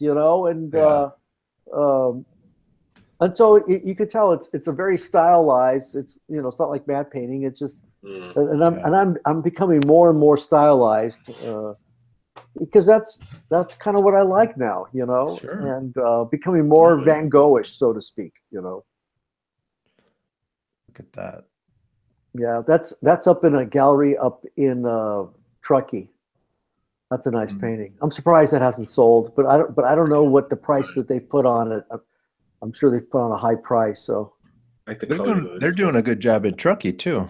That little town is growing very nicely. That's right. Yeah, I like the colors of this one, the blues. Yeah. Mm-hmm. Yeah, that's good. 49 by 34. So what do you say if a guy pulls up in a 2006 Mini Cooper? Well, it better say my other car is a Bugatti. It doesn't. And I say the car thing in jest. A lot of it you have to vibe people out. It's the whole package. How they communicate. Obviously, there are sociopaths in our midst. Granted, but I've done this enough where you could vibe out like, okay, this person's not going to buy. I could just tell, or I could just tell this person's really interested. Now they're trying to find an angle of what price they want to pay. It's humans were, if you're really sensitive, there was a guy, and I read his book. It's a fascinating book. And he's one of these magicians, and he was on Johnny Carson. And he says, the people in the White House should hire me because I can tell who's lying. And all he says, it's nothing special. I've just spent my entire time just reading people, looking at their eyes, looking at their body language, looking at their lips, just observing people. And I can just tell how they're going to react because he's made himself a student of people. Mm-hmm. And I forgot who that person was, but it was a great book. He goes, even when somebody's very interested, their eyes will dilate, because they're getting excited. And it's kind of like when you see something that you really, really want to buy, you start putting out signals, your body starts, the chemicals are all changing. It's like, I really want this. Right. What's the next thing? Unless you're a billionaire, you're going, okay, the price. Mm-hmm. Okay. That's the next thing. And so it's like people are going, okay, can I make this on payments? Can I pull this out? Who can I borrow? You've got all those things. So it's no different when people are looking at a painting. It's like, oh, I really like that, Frank. But so that's the beauty of what I do now is it's a whole other art form reading people. And especially when I paint them, making them comfortable when they're posing for me so that I get the best, image of them. That's a big deal. How long roughly does it usually take to do a portrait? To do a portrait? Well, it depends how finished. Some people like it real loose, so maybe 2 hours to 3 hours. Oh, okay. Here, let me just show you what I'm working on right now. Can I just go real quickly and show you? Oh, yeah. Yeah, let's do it. Yeah. It's in here. Okay, so let's talk about how much of a badass this dude is. Yeah. We clicked through his website for 2 hours and didn't repeat an image. Can I see that? Oh, Yeah. nice. Oh, yeah. Yeah, this is the guy I met in Mississippi, and I just dug on that beard. Look at that. It's legendary, man. And so I'm right now going crazy painting all this. What do you call this design? Paisley. And so I'm just tripping out on this, and so this is what I'm working on right now. So that's about 3 days of work, Yeah. right now. Yeah. That's amazing. And I'm just doing that for myself. I showed it to that's my friend's son's music teacher, and so I already have somebody who wants to buy it already. So really, wow. Yeah, and that happens sometimes. I think when you put a lot of soul into something, Yeah. people want it. They want it for the for their environment. Sure. And I love that. I hope we don't ever lose that. Something done by hand. Not that I don't respect something digital. Right. But I just love. See, I even got all that oil on my hand. I just love the human touch. Yeah. I can't get away from that. I'm obsessed with it. Going back to your earlier point, I really am obsessed with painting something from hand because it's very primal. Yeah. It's like going back. It's going back to kindergarten. When you had to mix, the paint and you used your hands and whatever. Yeah. I never got over that. It was so pleasurable, so fantastic, so full of wonder that you could create an image. I've never lost that. I just love that. And I think,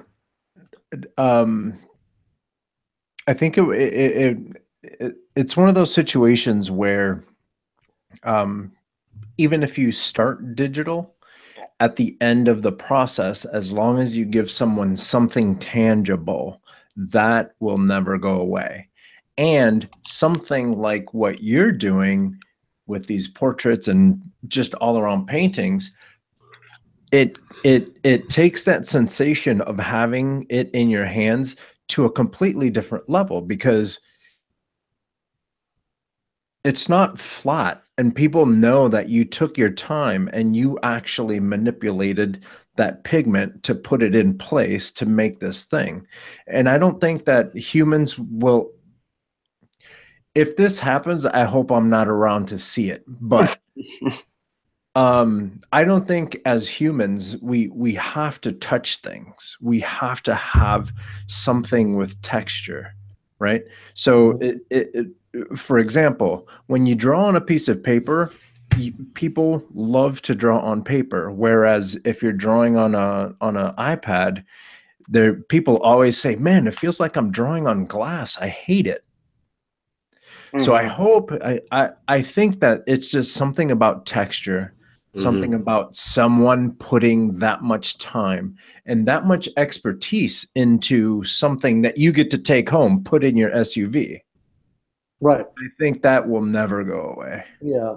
And the other thing I hear, at first I was slightly offended, and I've gotten over it, but I hear this a lot. They go, "Frank, I love your landscapes, but your portraits are so much better." I hear that a lot. Oh man! How many times, Frank? How many times have you been in your studio and someone walks in and says, "Yeah, I used to draw"? I used to draw? Yeah. I haven't heard that one. No? No. People tell me, like, all I have to do is sit in a I don't coffee draw, shop. I paint it. Yeah. Yeah. Or paint. Yeah. I used to paint, whatever. Yeah. But at first I got a little offended because I'd have I'll have landscapes, and so people go, "So you're a portrait painter?" And I go, "Well, yeah, but I also have landscapes." but that's not a landscape of me. Yeah, but this is what it taught me. Right. People love the landscapes, but they're most interested in each other. People were fascinated with people. Right. Okay. Yeah. And you have one of the things that really helped me make the leap when I was at ILM was there was this other artist and myself. We started a drawing class at the end of the day. So if it wasn't that we were working enough, we wanted to draw. So we had a model come in and we draw, and I'd have these all up by my station. And David Fincher at that time, was one of our cameramen. He's looking at my stuff and he goes, "Frank, what are you doing here?" He says, "You paint people great. That's what you should be doing. You should be doing people." See, I already knew that because that's what I was doing before I worked at ILM. I was doing some album covers, I was painting people. So here, and that really, I was already thinking that, but to hear somebody else that you respect say the same thing, like, Frank, get out of here, paint the people. And that's what I've been doing. You know, I still love landscapes, but painting portraits, really, it comes naturally to me. You know, people have always asked me, don't you ever get nervous when you have to paint a portrait or this or that? It's really natural. I don't even. I know it's going to come out good. I just have that mindset that it's going to come out good. Yeah. I never doubt myself. I doubt myself within the first half hour, like, oh my God, this is so hard. Why am I doing this? I still go through that. It's like, this is really hard. And then I settle in and like, okay, this is going to come out good. But that part has remained. And I've told people that. I said, I can't shake that. It's like, this is very difficult. It never gets easier because everybody's face is different. And a whole new set of problems. Sure. Yeah. All right. I have a think outside the box question for you. Okay. If you were building the Death Star, what room would you want to finish first? The Death Star doesn't have rooms. It's got docking bays. And What docking bay? Look at Nice. you see, we got. How you gonna go in? Restate the question. Let it go. He got you. The rooms, there's docking bays, offices.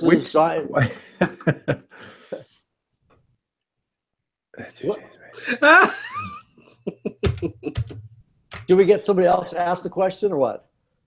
Okay, restate the question. I ran through. Okay, so if you were now this is Carlos. what is the most important room? See, now you got me trying to. All right, so come up to speed with your Star Wars knowledge. Okay, here we go. Oh, I was trying to Remind me keep not it to have somewhat you simple. as my trivia partner at a Star Wars competition. So wait a minute. So I'm messing with you, Carlos. So Death Star doesn't have a room. Oh, it has a room, but you know, it's known for its docking bays, Right. you know, and you know all these. Right, but within the docking bays, you have different rooms. Okay. Right? What would be my favorite room? What would be the first room you would want to finish building first? And this question is for all of you guys. I just The want to see who I'm bathroom. dealing with. Guess what? You got to go. You got to That's go. what I'm talking about. that's funny. Okay. That's what I'm talking about. That's Just you to keep guys. it light. How about you guys? Man, you gotta get a kitchen going in there. Some good space food, because I'm not eating that vacuum packed stuff out of the bag. He's not doing it.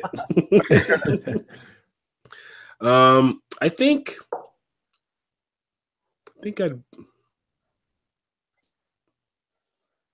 I'd build the control room first. Yeah, fix that gap that the rebels find so easily. Yeah. Well, you know what? I'm not going to Close up that hole. Yeah, you know what? I'm not going to. Sorry. Exactly. The air conditioning bay. Yeah. Find a room where they can hide those plans. They so easily stole, right? Yeah. Hermetically sealed, you know. Not hiring that architect with daddy issues. Yeah. Yeah. Not doing it. The I don't think I got babysitting too many center for questions little from Jack. Jack, you've been kind of on the sidelines. Jack's just been listening. Yeah, man. I'm just loving it. absorbing all this. This is awesome. I think at one point, if you guys look back at the show, the guys that are watching stuff like that, or Carlos and Jack too, everybody was leaned forward like this. The only reason you didn't All see three of us. because I was clicking through the pictures. Yeah. Yeah. Me and Jack were like this at one point. I looked down like Yeah. You know, it's really interesting though, kind of sad. I was at ILM last year and I was talking to Dennis Murin. You guys know who Dennis Murin is? Yep. Mhm. Yeah. And he's kind of he was saying, you know, it's really changed. And essentially the effects are designed for a 12-year-old. And it's on purpose because there's so much gaming out there that the movie-going mind now expects things to move quickly, to have action upon action upon action. And he goes, it leaves very little time to develop a story. Mhm. I mean, if you looked at the old Star Wars, it moves slower than kind of the newer Star Wars. Did you guys notice that? Oh yeah. Yeah. And that's because, see, that's where people were then. Now it's like, let's go, let's move it, let's get faster and faster and faster. Even the music is faster. Have you ever listened to Coltrane? It's really slow. Well, maybe because he was on heroin. But that aside, it's very, very slow. And it was a slower time. Nobody does music like that anymore, unless you get ambient, background music. Everything is very fast. Everything is a lot more aggressive. Right. Look at the violence in Star Wars. Now we're kind of moving to a different whole other thing. Let's go. Keep going. Yeah. It's cartoonish. But I was just watching, I hate to admit this, but I was just watching this Marvel thing, The Punisher. Have you guys seen that on Netflix? Yo, how is it? I haven't watched it yet. Oh my God, the blood count is amazing. God. It's over the top, isn't it? Right? It's like this guy is the son of Quentin Tarantino, whoever designed that thing. To be fair, it is a Marvel character. It's kind of like, what was that movie? Was it the Dirty Eight or the Horrible Eight or Hateful Eight? Hateful Eight. Like at the end of the movie, everybody's drenched in blood. It's kind of like The Punisher. Eventually, everybody's drenched in blood. But I thought the storyline was really good. I saw the whole thing. I'm sorry. Punisher good. I'm glad. I keep hearing great things about it. Oh yeah, I watching it in bed with my wife, and she's going, "How can you watch this shit?" And I go, "The storyline's really good. I can understand why he's doing what he's doing." She goes, "God, it's just turn the screen the other way." I got my iPad Pro. So your wife, honey, sometimes you gotta get dirty. That's right. But Quentin Tarantino movies are kind of like he went to Costco and bought too much blood. And then he just has to use it up before it goes bad. It's like the ending of Django. Well, it's like throughout Django, but it's like the ending of Django. Throughout all of his films.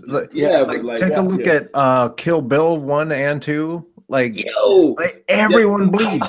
Some dude was on the toilet clipping his toenails, and his toes started bleeding all uncontrollably. Renishi scenes and stuff like that when she's in Japan. That whole scene. It was great. but we've got literally the whole, now this is a societal thing. How much are we guilty? Everything, our movies are a lot more violent now. Yeah. And they're a lot more graphic. Well, and so I'm just going, how much farther can we go now? Yeah, that's true. But do you remember when Quentin Tarantino movies used to be taboo though? Yeah. In terms of like the over the top violence, and you go see a Quentin Tarantino movie because he's gonna throw blood and body count, and now we're watching it as the regular Netflix series. Oh yeah, what was that? What was it's that like movie? on Sunday night movies on ABC. Yeah, Reservoir Dogs. Reservoir Dogs. Oh, Reservoir Dogs was Reservoir Dogs, right? Clockwork Orange, all the like.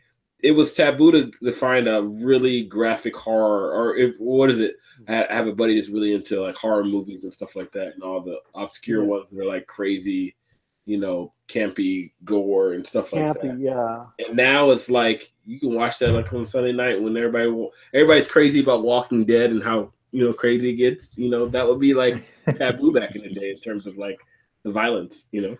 Yeah.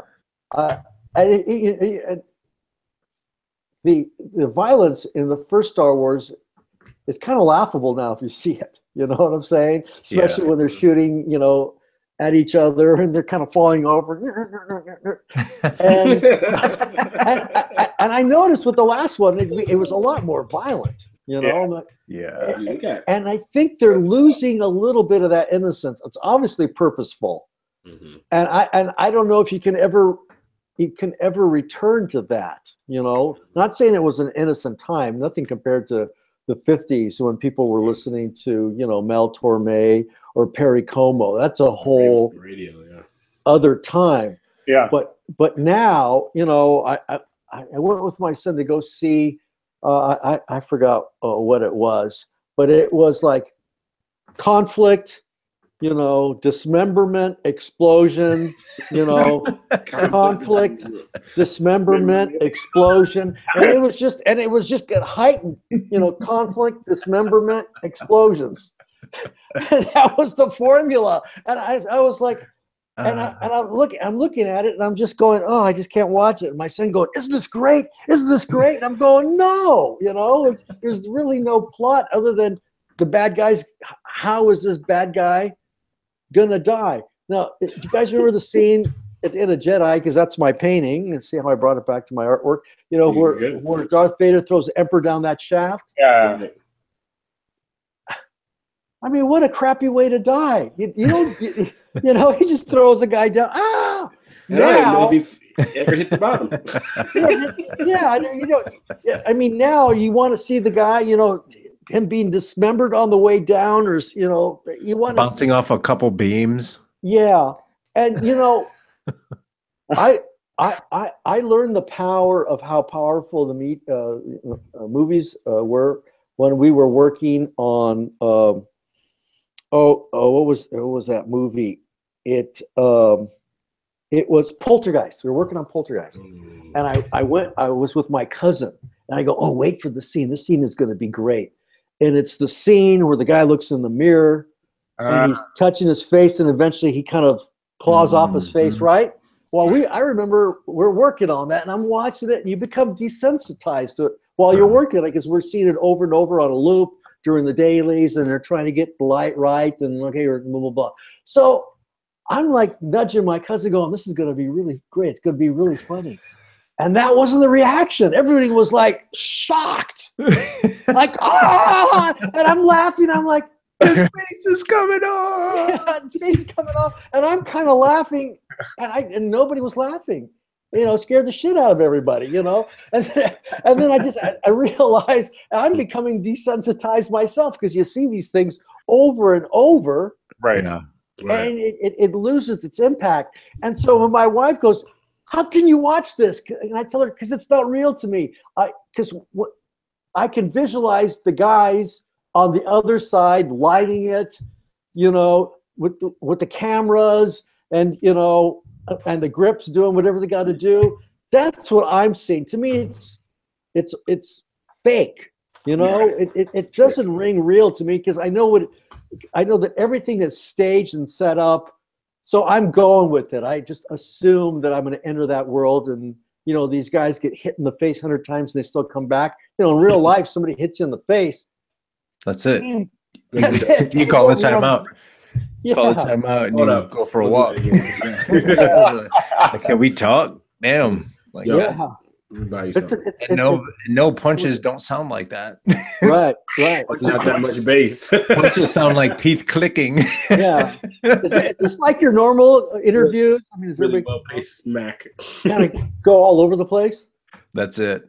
Yeah, it is. That's good. This That's is good. This is awesome. It's a free conversation. Yeah, it's great. Yeah. Should we go into Yes. Here they go. Here they come, yo. Here they come. Here they come.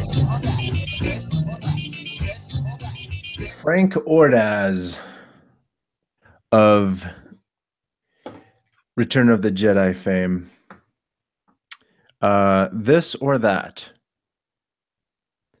Would you rather hang out with E.T. or Alf? Definitely E.T. Yeah. Alf is weird. Yeah, Alf creeps me you out. go home and go. You come to the party. Give me a little slimy guy with a big head any day, Yeah. and the glowing finger. Yeah.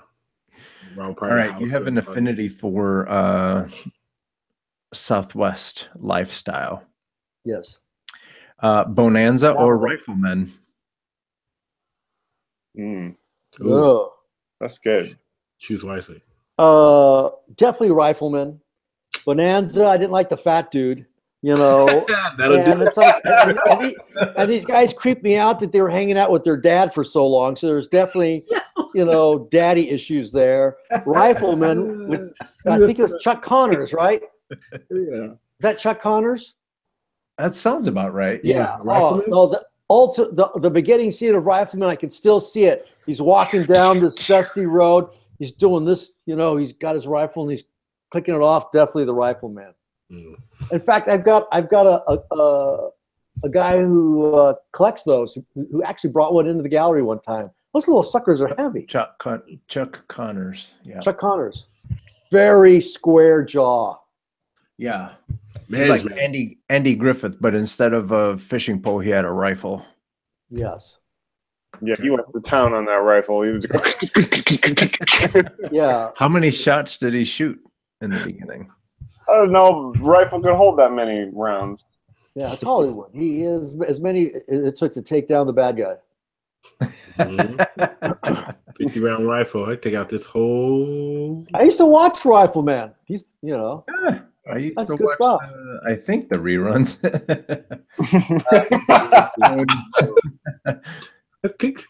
I had an uncle who used to wake me up because we stayed at my grandmother's house, and he would wake me up to take us down to the TV to watch the TV.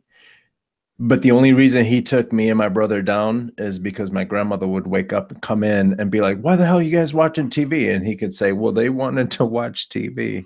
So he blamed us and we got in trouble. Punk ass uncle. good going. Anyway. American Graffiti or Grease? Oh, Oh, that's easy. That's American Graffiti. yeah. Come on. That Grease, was a Come great on. one. Grease is, okay, Travolta, what's her face? Come on. That's kind of Olivia cheesy. Newton-John. Yeah. Even the music, I mean, come on. You got all this great, you had Wolfgang, well, no, Wolfman Jack. I mean, come on. Wolfman Man, Jack, Jack, yeah. man. Yeah. He was the man. And in fact, if you watch the movie, they're trying to find where this guy, is, Yeah. is doing his show, Yeah. And he offers him a popsicle. Hey, man, would you like a popsicle? Remember that? Yeah. These are What was good. that? Hey, man. Wasn't that shot like in Santa Rosa or something? It was shot Or- in Petaluma. Petaluma. Yeah, a lot of it was done in Petaluma. I'm telling you, it's magical up here. You're man. yeah, all this whole area is really cool, Yeah. But cool cars, Mhm. and guess who made his debut in that movie? One of his debuts, Who? Harrison Ford. That's right. Harrison Ford was That's the guy who And that movie- raced. What's his name? He's a movie. he's- Baby face Harrison. Ron Howard. Ron Howard. No, was it? No, it wasn't Ron Howard. No. It was this other guy who was in a yellow car. Anyway, Baby face. I'll look it up in a second. Richard But Dreyfuss was in that movie. Richard too. Dreyfuss was in there. Yeah, there's a lot of. It's really cool when you go back and actually see those movies. Yeah. You see just how many, just Copied that. amazing actors that Yeah. eventually grew up to be people that like that movie, that role for Harrison Ford is what kind of launched him into Star Wars and everything. And now look at him. Yeah, well, George remembered him. George, directed American Graffiti. So, hey, would you like to play, Han Solo? So, hey, I wanted to be a pharaoh. Remember? Remember those guys come up to Dreyfuss? How would you like to be a pharaoh?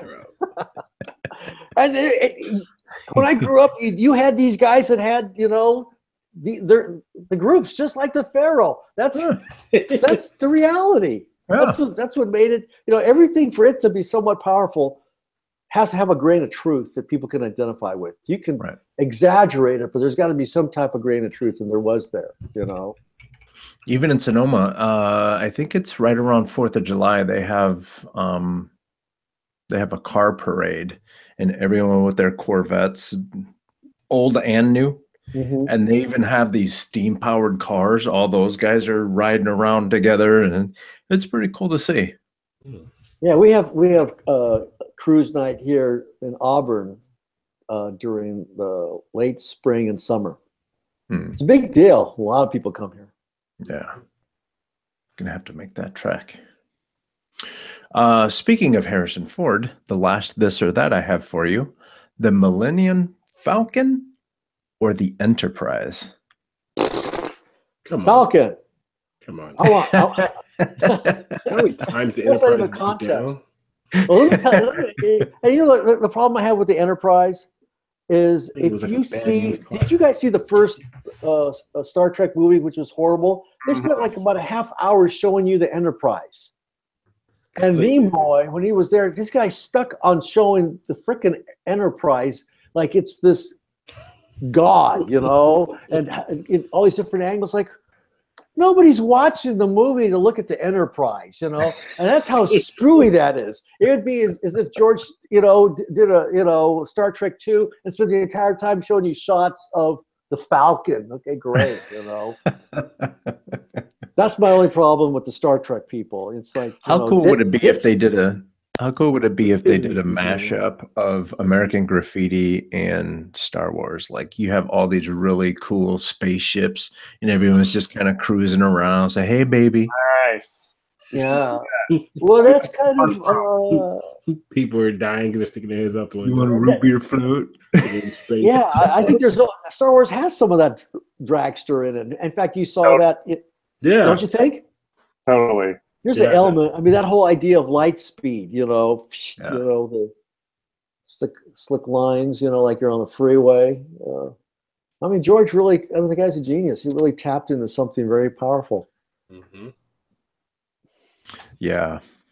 So that's it for this or that. Do we have any more questions for Frank, or should we move into artist inspiration?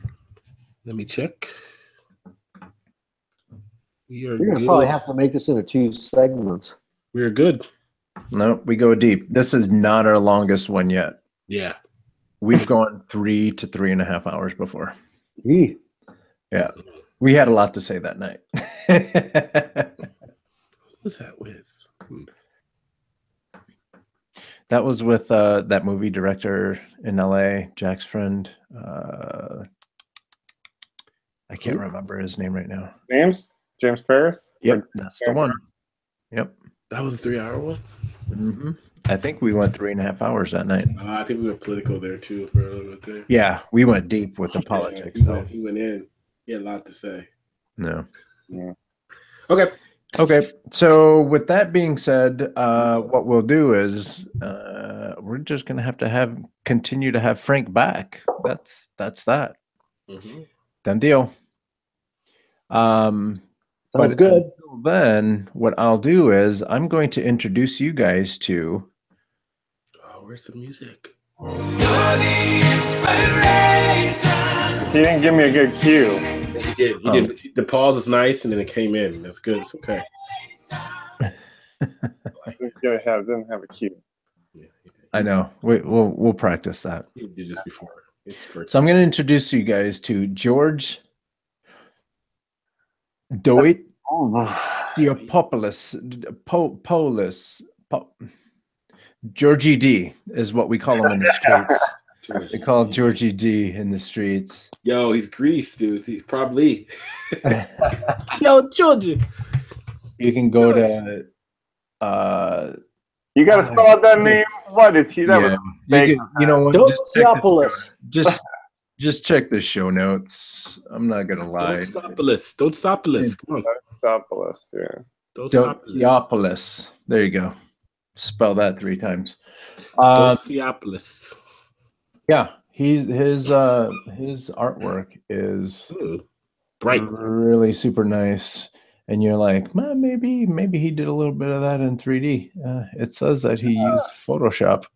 Yeah, that's that 3D. He says he used Photoshop for these wonderful things. He's got to have a making of, right? It's got to have some like construction. Let's see. Whoa, that's different. These are the ones that caught my eye. I like finished pieces, the ones that are like just very rendered out, but my heart lives here. Some of the rough stuff. Yeah, it's dude is good. Look at this face down here. Okay, so what are these for? This seems like it's for like a College game or something. it said. This Oh. illustration was painted as an alternative cover / Graphic poster novel. / tribute to the awesomeness that is a graphic novel. Angelique. I'm a big fan of her work. Monsieur Charlatan. Angelique. Salamaliki. Salamaliki. Angelique. That's a name for you right there. Go to her page. Angelique Salamaliki. Angelique Salamaliki. You don't have it. See, she got a DeviantArt. You don't have a page. And her name is Dr. Slug online. Okay, hang on. We're gonna stop looking at her work because she might be my next week's artist inspiration. That's executive produced by Charlie Williams. Yeah, no, this dude, he's got skills. He's got chops. Yeah. Good renderings. Uh-oh, there you go. Oh, there we go. All right. I like it. Okay, cool. That's what I like. It's only fading from one to the next. But But still, ambient light, He still broke it down a little bit. painting in the sky. Darks and lights. I like it. Blocked in the colors. volume lighting. Face complete. Now onto the hat. Hat and hair complete. Now onto the feet. Huh. Boom. It's cool. Yeah. So take a look. That's cool. Let's see if he doesn't have like this. Like, kids are fantastic. However, this dude right here, there's a bear eating honey and spaghetti, and he's got honey all over the place. And there's an ant there. That's what I'm talking Ant's still about. in the spaghetti. I want to see if we can't get George to do Couple ants. a couple a couple fun prompts. Look at honey on pizza.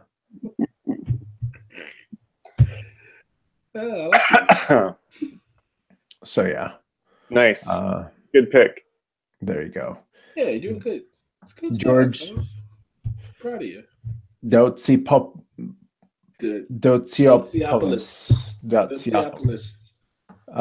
George, your link will be in the show notes. Think of Metropolis. George Metropolis. Two of them. All right, Chuck. You or me? You go, Jack, because you haven't been here. Oh, Shambo. look at that. All right, since we got a painter on the show, I'm gonna go painter. Ooh, he does that. Traditional. Damn you, Jack. Okay, so we got Joshua Miels, M-I-E-L-S. Good portrait stuff, traditional painting, super stylized. But one thing I really like is super heavy impasto. That it's just like super thick, laid in there, building some texture. There's these close-ups where he just leaves this super thick. I love that. That's do you do stuff like that? So it's just one big soup, and then he just leaves it, right? Yeah, it's called impasto. Well, yeah, let the painter speak. I'm not a painter, but right. What do you think, Frank? That's nice. I like it. What do you know about impasto? I know that you essentially, if you're on a budget, it's gonna yeah. Gonna hurt. The amount of paint that goes into one of these things is just absurd. I can't imagine how much. I mean, and then he's clearly working on large scale. So this is like buckets of paint. Is it pre-planned? So is it a process where it's pre-planned? Well, yeah, it looks like he lays out his. Yeah, he lays out. It looks like he lays out his drawing. There was a this thing here, where he kind of breaks them down into these shapes. But in terms of like how he layers the thickness and where he puts it, I don't know. That almost seems like he kind of figures it out as he goes along. But there's definitely kind of a brush stroke style to it. It looks like he's using a palette knife. So. Is this guy on Facebook? What is this, Instagram? Yeah, this is Instagram. good. Instagram. Oh, that's not a process. That's just a gallery. I was hoping for a process video, but he doesn't really have them. That's what I'm hoping on. Ooh, click on the little girl. This? To the right, to the right, to the right, all the way to the right. Not her. I don't like This Mhm. This is cool. That's drippy texture. Good. Yeah. So check him out. Joshua, here's a close up of these. Yeah, it's a lot of paint. Yeah. making Frank sweat. He's like, whoa. And you know, oils How much that thing money is that? it takes years for it to dry. Yeah, I can't imagine how long this takes to. oh my like, how god. to- is he Yeah, just but it's working on just this? a glob of paint, like you spilled it. He must just work on this entire thing wet. Like he never gets a dry layer because it's so thick. Is there ways of making this dry, like big, huge heat guns or something? Or Yeah, but I don't think he's going for that. You know. And look at his undo. and walks and say, "Okay, cool, time to go home." You know, I just let it air dry. Yeah. Is Look he, at that. What's he doing? Or maybe he paints. He's just Maybe he taking it paints off. on the same canvas every time, and then look, he just scrapes it off and he starts from scratch. Dumps it on the ground. He Apple Z'd that thing. So that was dry to him, even though it's just wet clay at that point. So, yeah, it's good stuff. Very I, good stuff. I've never been able to figure out painting, so I props. Neither have I. Plus, it costs so much could you imagine? Frank, have you ever gotten into teaching? Yeah, I taught at the Academy of Art College for a little spell, and then I also teach. Here, and I also teach once in a while seminars. You can get I know a it sounds discount, boring, use but the- I just haven't put that much time into being a professional teacher, just because I'm so busy. You know. Yeah, busy making art. that's a good thing though. But you know, I appreciate those people who have a passion for teaching. I love teaching. I don't necessarily have a passion for teaching. The Yeah, best teachers have a passion for it, and Right. and sometimes they're not even the best artists. They just Yeah, know how to communicate. You know, systems at arriving at at a good painting. They're able to communicate. You know, just the whole process of technique and composition, perspective, color, the color theories. They're able to verbalize that, and I could to some degree, but I'm always impressed by really good teachers who put together a good curriculum and some projects so that some students really learn how to paint well. yeah, and you need a special kind of patience. Yeah. Because not every student is a good student. No. And that's one thing I found out. You have some people who are really, really, really good, and then others people who are just. You're not good at all. This Oscar Martin guy's good. You know who was my big favorite when at that time back in the 80s?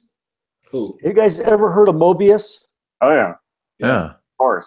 Yeah, that was my man back then. I wanted to draw like Mobius. Yeah. So this. And there was another French guy, or no, I think it was Spanish. It's called Milo Manera.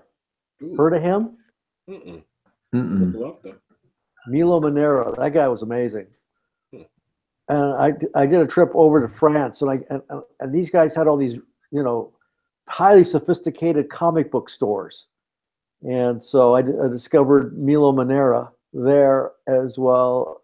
I already was familiar with Mobius, but man, they just had tons of his stuff there. All right. And then you come back to America, and he's virtually unknown. Yeah. Let's take a look at Chuck. Cool. So this guy's his name's Oscar Martin. He's a comic artist for Disney, Warner Brothers, Delcourt, and others, as he puts it. He lives in Mallorca.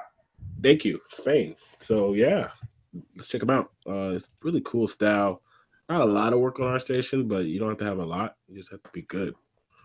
So let's check it out. I just thought it was different, and like the work just have a lot of stuff, a lot of things going on in the pieces, There's some classic Wow, stuff. this guy's a major talent. Mm-hmm. Yeah, good line work. Mm-hmm. Love this one.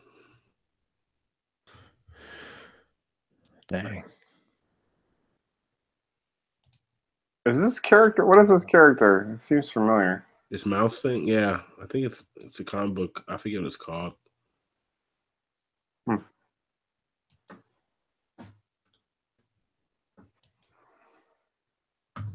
Nice. Look at this one. Dang. What's up, big fella? Hey, girl. Love this one too. Wow, look at that. Holy cow. That's cool. Yeah, it really is. It's amazing. A treehouse. Great color palette. Yeah, it's very minimal colors that I like. She's got her leg straps on pretty tight there. It makes you want to come off, Jack. Squeezing the blood. Squeezing the blood. Thickness, Jack. Leave it alone. I'm not talking about the size of her legs. I'm talking about how tight those straps are. Hey, maybe that's because of the size of the Like, legs. I can't feel my. What's that one comedian back in the day? I can't stop my leg. Yeah. So Oscar Martin, check him out. You know, he's great. Drop that link for me. Drop that link. Excellent. Cool. Excellent. All right. Well, like we say in France, that's that. You don't say that. They don't. Not That's even- what you say in France. Yeah, I'm not from France. I've never even been to France. You ever been to France? Nope. Thought you might have been there in the military. That's just Germany. No, I was right on the Good border of quiche. Germany and France, but Never got to step over. what did you say, Frank? Good quiche? Good quiche. France? It's King Quiche? I hear their fries are pretty good. They got great bagels. One thing I learned, Baguettes. it's considered rude there for them to give you if you're just having, a meal, for the server, that's the word now, server, to give you, the check. You could at one time I was there like for, over an hour going, where's the check? And then somebody told me, you have to ask for the check here. It's considered rude if they give you a check, because that's like saying, get the hell out of here, right? So then you learn how to ask for the check. It's a je voudrais l'édition, s'il vous plaît. Can I please have the check? Huh. So I learned that if you want to get your check right away. Je voudrais l'édition, s'il vous plaît. Ooh, that's pretty good, frankly. True. I am American. Yeah. I got arrested 3 times in France because I looked What? like a Muslim. For real? Yeah. And actually, I got kicked out of a country. I got kicked out of, I was hanging out outside of Monte Carlo. This was right after we were filming Indiana Jones Temple of Doom. I was sitting down outside of Monte Carlo. This cop taps me on the shoulder. He goes, "What are you doing here?" It's I'd say about 11 o'clock at night, and it was a little courtyard. And they go, "Well, we're just, we're tourists." And I go, "We got kicked out of the country." Oh, wow. Monaco is a very small country, but Yeah. he goes, "You guys out." I was traveling with another buddy of mine. We Frank had crossed the mopeds. street. He was out of the country. Yeah. And then I got arrested. In Paris. They pulled me off of the vehicle I was on, and they put me in a room, like a 10 by 10 room. And they were just staring at me, wouldn't say anything. And then they asked for my passport.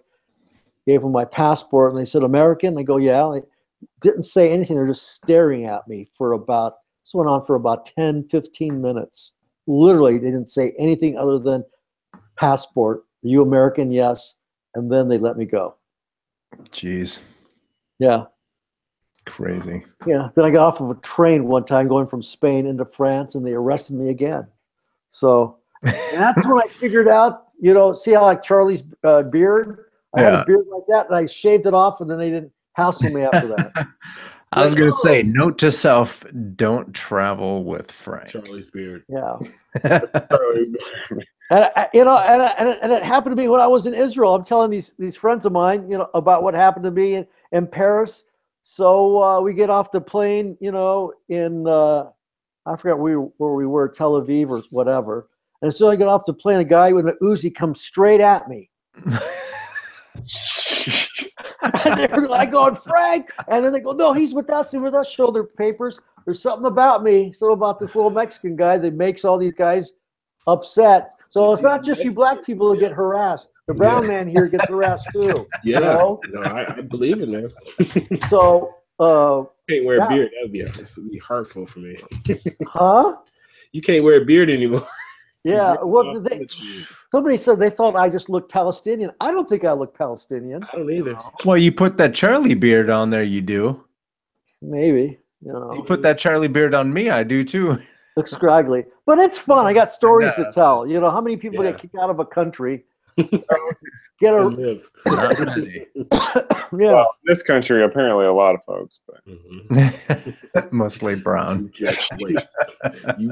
Yeah, mostly my people, Exactly right. God.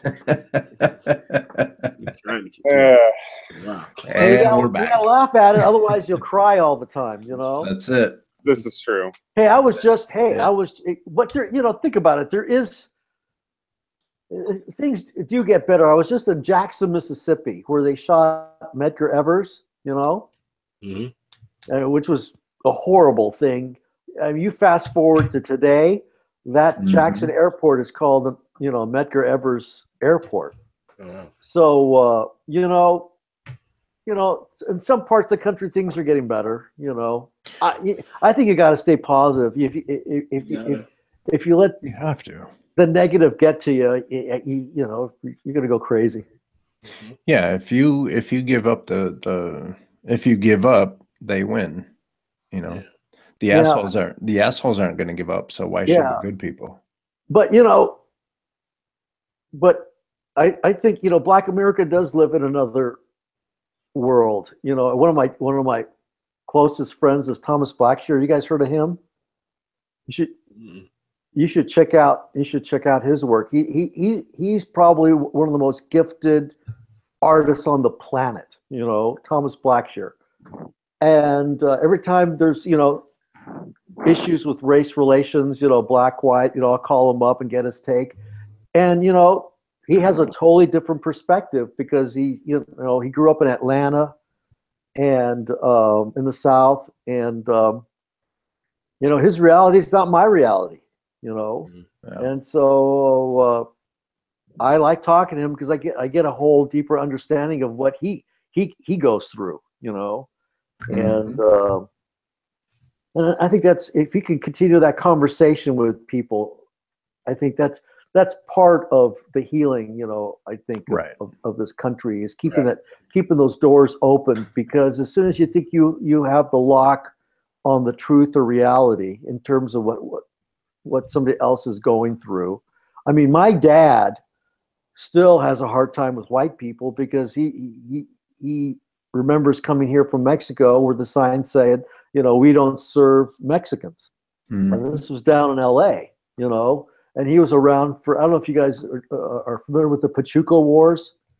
Those were the Mexicans who wore, the gang guys who did the zoot suit and that sort of thing. Yes. So they were always fighting with the white kids. They're down, in Southern California. So there were tensions there, and so my dad was a flashy dresser, so they probably thought he was a Pachuco, or a Vato or whatever. And so he continually tells a story where he was in a restaurant, he wasn't getting served. And the gal goes, "Did you see that sign up there? We don't serve Mexicans." Wow. So it happened back in the 50s, but he hasn't let go of it. Sometimes you got to let go of those things. And you'll drive yourself crazy. Yeah. Holy cow, and he's right. But, in fact, I was in Clinton, Mississippi, and my friend goes, "So you see that doctor's office there?" He goes, "Yeah." "See those two doors?" He goes, "Yeah. One's for the white people to go in and one's for the black people to go in." Still to this day. Oh, no, it's not to this day, but he was. Oh. But the architecture of that, the way they designed that building was with two entrances, one for black and for white. Sure. And you see, that's not my reality because I didn't grow up in Clinton right. or in the South. Right. And but I can't even imagine growing up that way, you know. With the lynchings and all. I know we're getting a little dark here, but you know, this is the America that. Okay, here's my problem. I have mixing too much politics, you know, with the art and entertainment, because half of art and entertainment is to escape the reality of the world. Right. And if you're always, I mean, just that moment of escape, I love the escape. That's why I love Star Wars, total escapism. But when everything is always politics, you can't now go to anything. You can't go to a ball game where there's politics. You can't. Some movies are always injecting it, or your late nights politics. My God, when am I going to get a break? You know, I go home. My wife has, you know, the news on. I like stop it. I just when am I going to get a break from all this stuff? What do you think, Charlie? It's a crazy climate. So I think there's been a cultural norm for a long time, and a lot of those things are being broken in the last 2 or 3 years.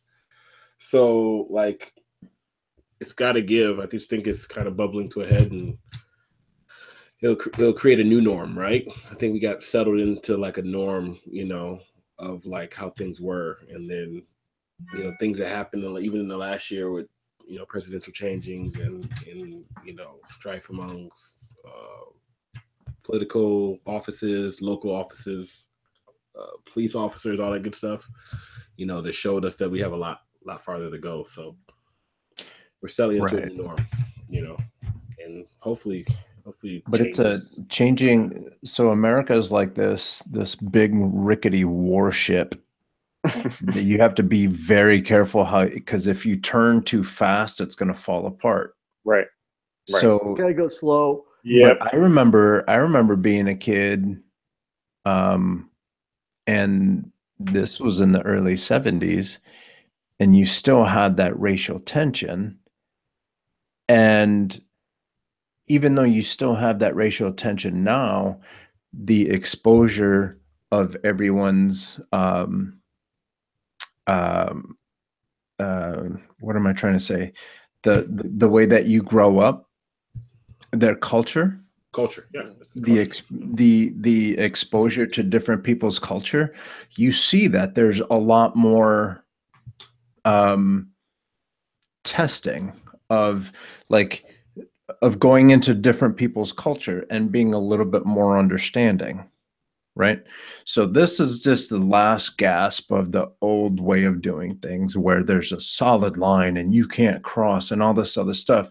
And people are starting to see on YouTube, they're starting to see on Twitter, they're starting to see on a real-time basis that this is, you know, like back in the 70s and 80s, black folks were talking about cops are whipping my ass, and no one ever believed them, you know, because cops don't whip your ass, because that's not what, you know, there's Officer Friendly doesn't beat people up just because he's bored.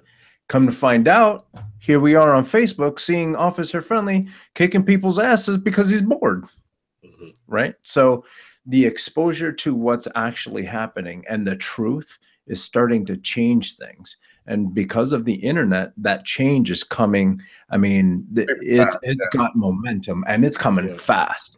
And this, you got knuckleheads like this guy in the White House, that this is the last gasp. Like all that stuff about segregation and all that bullshit that used to happen, all that is out the door. Nobody wants that. Nobody wants that. There are some people that want it. Let me say that. There are some people that want it, but that group is shrinking fast. Do you think people want segregation? I don't see that. Did you see what happened in, what was that, in Virginia? Those knuckleheads with the tiki torches? You know, where was I? I was in Tahoe on vacation. I told my wife, "Attaboy.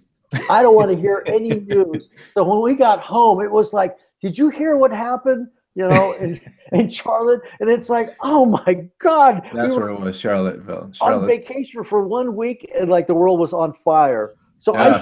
I think it's the biggest thing, like you were saying earlier, with how things are different now. So, like Carlos just spoke about it too, with the circumvention of the internet, you know, providing an alternate way of getting a news source, or putting the power of displaying news or what people deem important to them in their hands because of their phones and video cameras and stuff like that.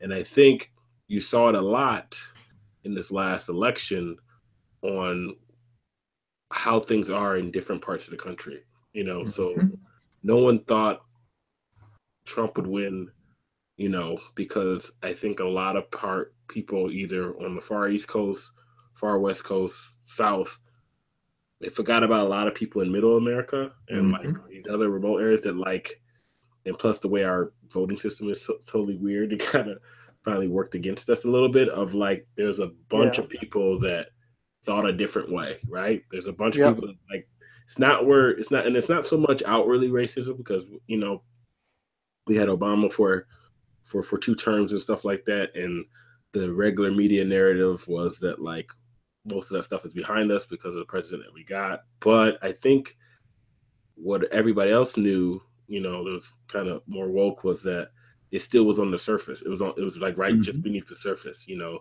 the new form of racism was not to be racism, but this is just how things are. You know, if you talk about school systems in Chicago, you know, and how they're systematically public school systems systematically just way worse than, you know, the ones in the burbs or in parts of areas of the, you know, and all that good stuff. It just shows you that it's different, you know.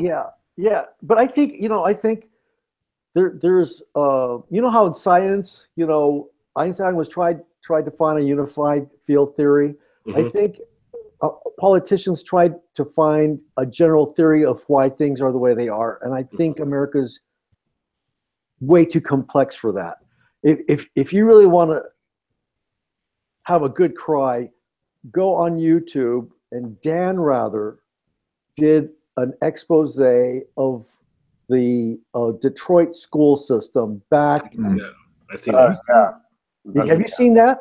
Yeah. And that was interesting because there was no white people involved, so you can't say it was racism. Right. But it made you cry because they showed how everything fell apart there in Detroit, and nobody, the supervisors said they weren't to blame. The principal said he wasn't to blame or she wasn't to blame. On the first day of school, the bus drivers didn't show up, that some of the teachers didn't show up, and these kids didn't have books for like 3 months. And it's like they had all the money, and yet nothing was getting done. And so he was investigating that entire process, and you couldn't say it was a conservative or liberal. It's just Detroit, and they had the money, and yet it didn't function. And then there was this guy who was a millionaire, and he started his own academy, and he instituted a dress code. This is all from that Dan Rather thing. And he wanted matching funds, and the entire public school structure came out against him because he was having a success rate of having these inner city kids graduate and go on to college.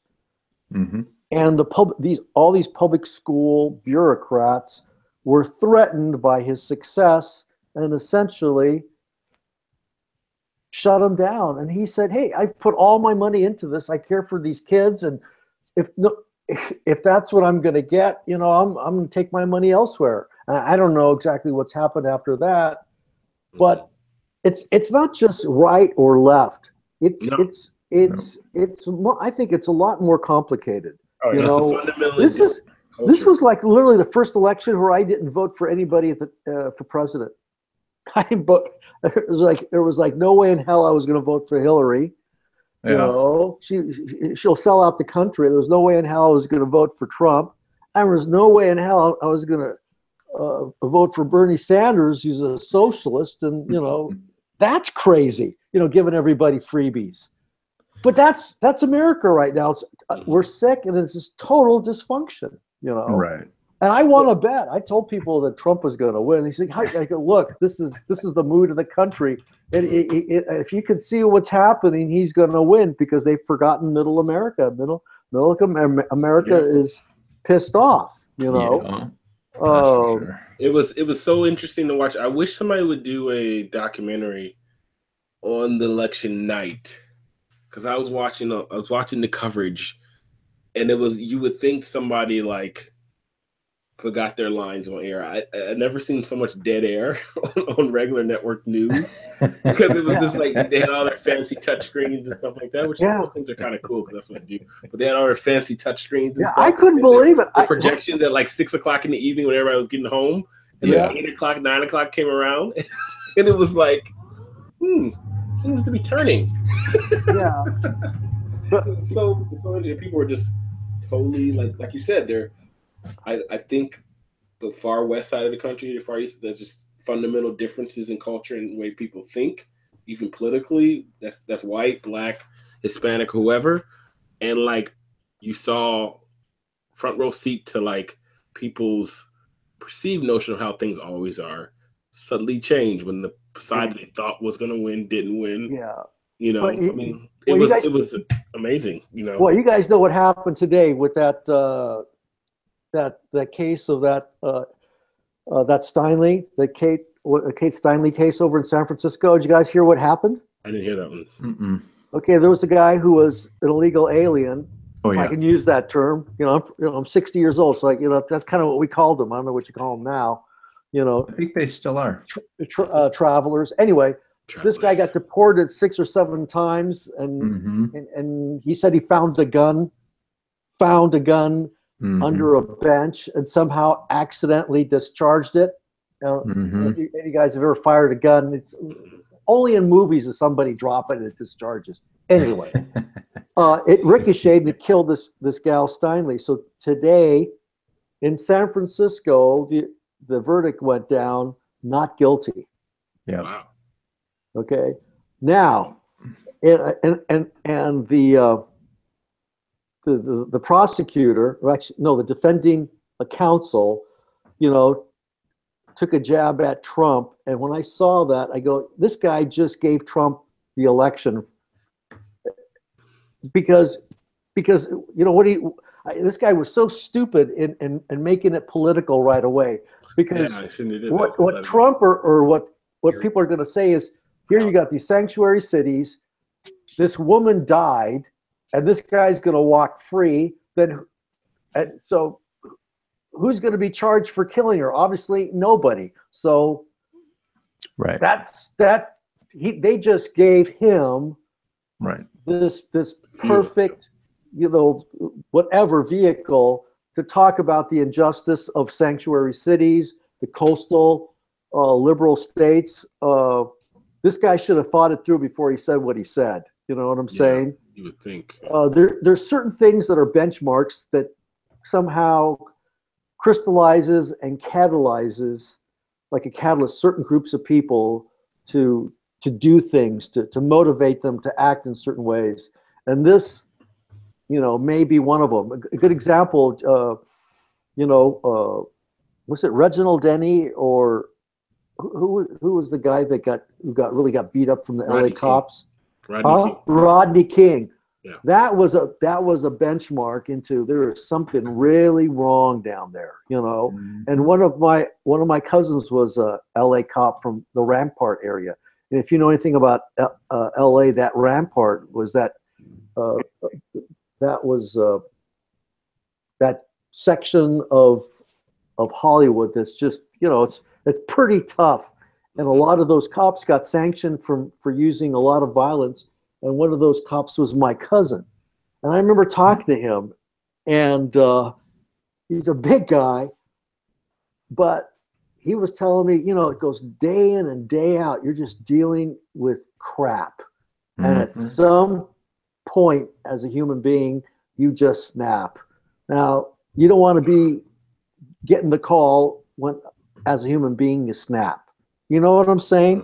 Yeah. So then it's not just one punch; it's 10 punches. Right. Because it's like that movie with Michael Douglas, falling down. Where Yeah. he's the white guy in the white, and he's just Great like, that's movie. it. I'm now He was stuck in traffic. He was Stuck tired in of being tra- stuck in stuck traffic. in traffic, and it's hot, and it's not moving. That's it. That's my breaking point. That was it. And so there's these certain things that are but frankly, nobody can really tell how future elections will run. Yeah. Events drive the narrative. Mhm. So whatever happens now, think about it. Is anybody talking about those people that got killed in Las Vegas? That's come and gone. Yep. Think about it. We have There's tragedy after tragedy these days. And right now, think it's kind of like how we started. There's all these guys dropping like flies for sexual assault. Yeah. These are heavyweights. Russell And Simmons just stepped down this evening. huh? Russell Simmons just stepped down this evening. Oh my God! Really? But he came out and tried to fight it with this one. But this screenwriter girl, he said he's made a lengthy statement this evening and said he's going to step down from all his businesses, all his companies, so that he's not a distraction as he deals with it. Because he gave a full account of that evening also. I mean, Russell Simmons is known for dating a lot of people, but not necessarily being outwardly misogynistic or anything like that. But so when he came out, he accounted the whole evening and gave witnesses. His lawyer and everybody gave witnesses and stuff like that. But he said from further inspection, he seems like, I don't know if he heard a testimony from the girl or something. He saw that she had real not remorse, like it bothered her a lot, so he felt like he needed to remove himself until this all sees through or whatever. Which he didn't have to, but like it's crazy,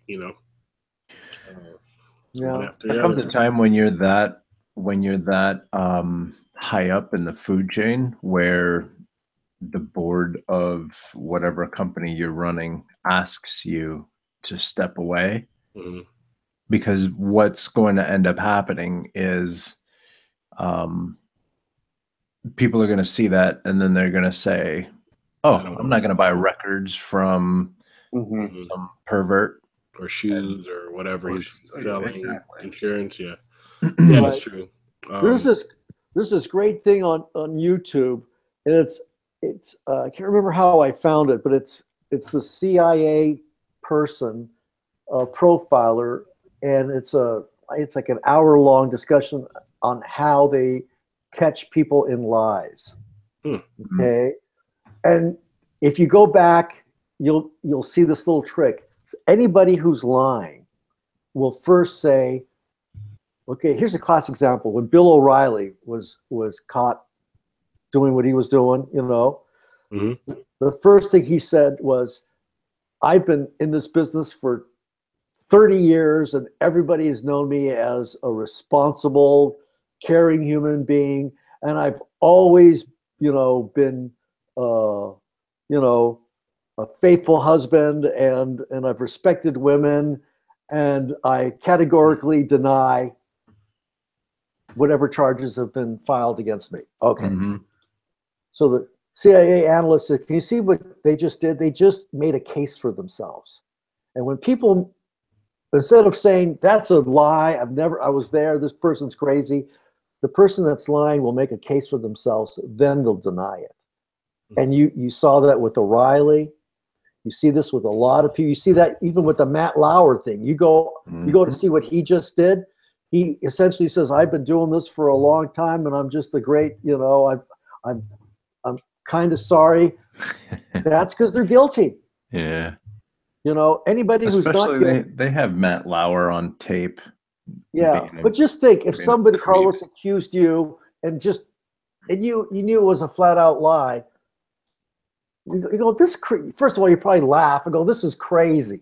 I don't know who you are, go away. This never happened. And that's how you would treat it, because you would know it's a lie. Right. because your conscience would be clear. But somebody where it's the I'd truth. be like, hey, I'm the. I've been doing this for a long time. Everybody knows that I'm a good people. I go to church. You see my Bible. See how big this Bible is? I would never. That's what they do. Yeah. Yeah. Anyway, That's what's scary. Remember that time in '91? Yeah. well, I think I'm starting to lose my energy, guys. It's Like kind of years, past my Yes. bedtime. No All problem. good. Hey, And Frank. I might end up saying something stupid. You know, not that I already haven't, but you know. Where can people find you online?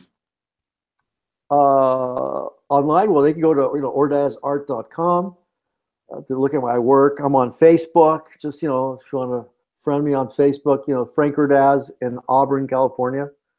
There you go. There are a bunch of other Frank Ordazes out there, but not in Auburn, California. Auburn. So that's all you'll find me. And if you go shopping on ordazart.com, just drop the code name or the special discount code. That's right. These Sketch guys will Zone. get 10% finders. I mean, Frank, if somebody's in your area, what's your hours for your gallery? I'm usually Monday through Saturday, 8 to 5, not 8 to 5, 10 to 5, and if I'm in here a little earlier, if somebody comes in early, I'll open the door. But those are my hours. I work 6 days a week. Beautiful. Not on Sunday, because then I'd go crazy if it was just all work and no play. Mm-hmm. And my wife would, not be too happy. We've been married 30 years, and I want to make it another 30 years. There you go.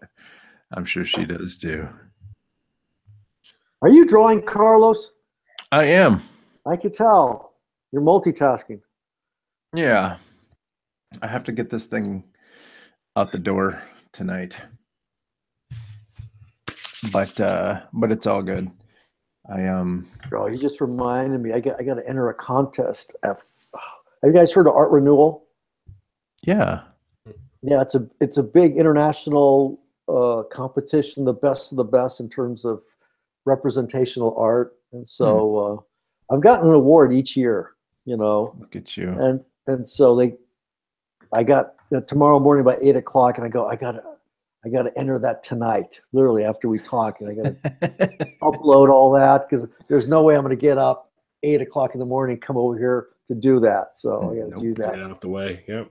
Get out of the way. So I'll be working just like you. Attaboy. Cool. Okay, guys, it's been fun. You're right. Good talking to you, Frank. Good talking to you, Charlie, and Jack, who hardly said a word, but was listening. That's good. Jack's taking notes. Good. He's there. Jack had a hard day. He's the one responsible, making money. I know, right? His 15,000 words were used up. Isn't that right, Jack? I also take the show notes, so I'm writing notes. There you go. Well, Carlos has been great. All right. It's been great, Frank. I'll swing by up there one of these days. Okay. Take you out for coffee or something. Great. I'll look forward to it. So how do I log out? What do I You do? can just close the window. Oh, really? Okay. Au revoir. Later, Frank. Peace. All right. Thanks. Okay. Hey, Charlie. Where can people find you? You can find me at carlcollector.com/Charlie B. Williams. You can find me on Instagram, which is CharlieBW3, Twitter, CBW3. Check me out there. And the almighty Pinterest, CharlieBW3 at Pinterest.com. Excellent. Hey, Jack. Yeah, I'm at sketchbookjack.com and sketchbookjack, Twitter, Instagram, Facebook, Pinterest, and probably a couple other places. Google me. Okay. I'm Carlos Gomez. You can find me at coconutjustice.com, Coconut Justice everywhere else. And hey, now that I said that, coconutjustice.com is going to bounce you over to my YouTube page. If you guys wouldn't mind, go ahead and subscribe. Cartoon karaoke. There it is. I have I have some The good part about finding work is that you have work and you're making money. The bad part is you can't get to the stuff that you're trying to get to. So that's where I am right now. But yeah, coconutjustice.com, Coconut Justice everywhere else. What else? This is Sketch Zone. You can find us pretty much here every week, every Thursday. We try to come on at 9 o'clock California time. Otherwise, you can find us at sketch.zone. And from there, you can find the links to everything. We're on, obviously, YouTube. YouTube.com/sketchzone podcast. We're on Twitch. Charlie's been handling Twitch. And we're also on Stitcher, SoundCloud, Google Play Music, and iTunes. But if you're watching us on YouTube, do us a favor. Go ahead and click that subscribe button. Because the more subscribers we have, the easier it is for us to be able to reach out to someone like Frank, who was a concept artist on Return of the Jedi and a matte painter for E.T. Dude, Awesome. so cool. But I think that's it for us, everyone. Have a good week. Oh, before we log off, fun prompt. Again, fun prompt is: in a rough part of town, a particularly unusual shop has opened. I like that one. That's a good one. That's going to be fun. I'm going to draw Frank's shop. Like, here, Frank. He's going to be like, dude, here's a coupon for a painting class. All right, everyone. All right. Take care of each other. Have a good week. Have a good night, guys. See you guys.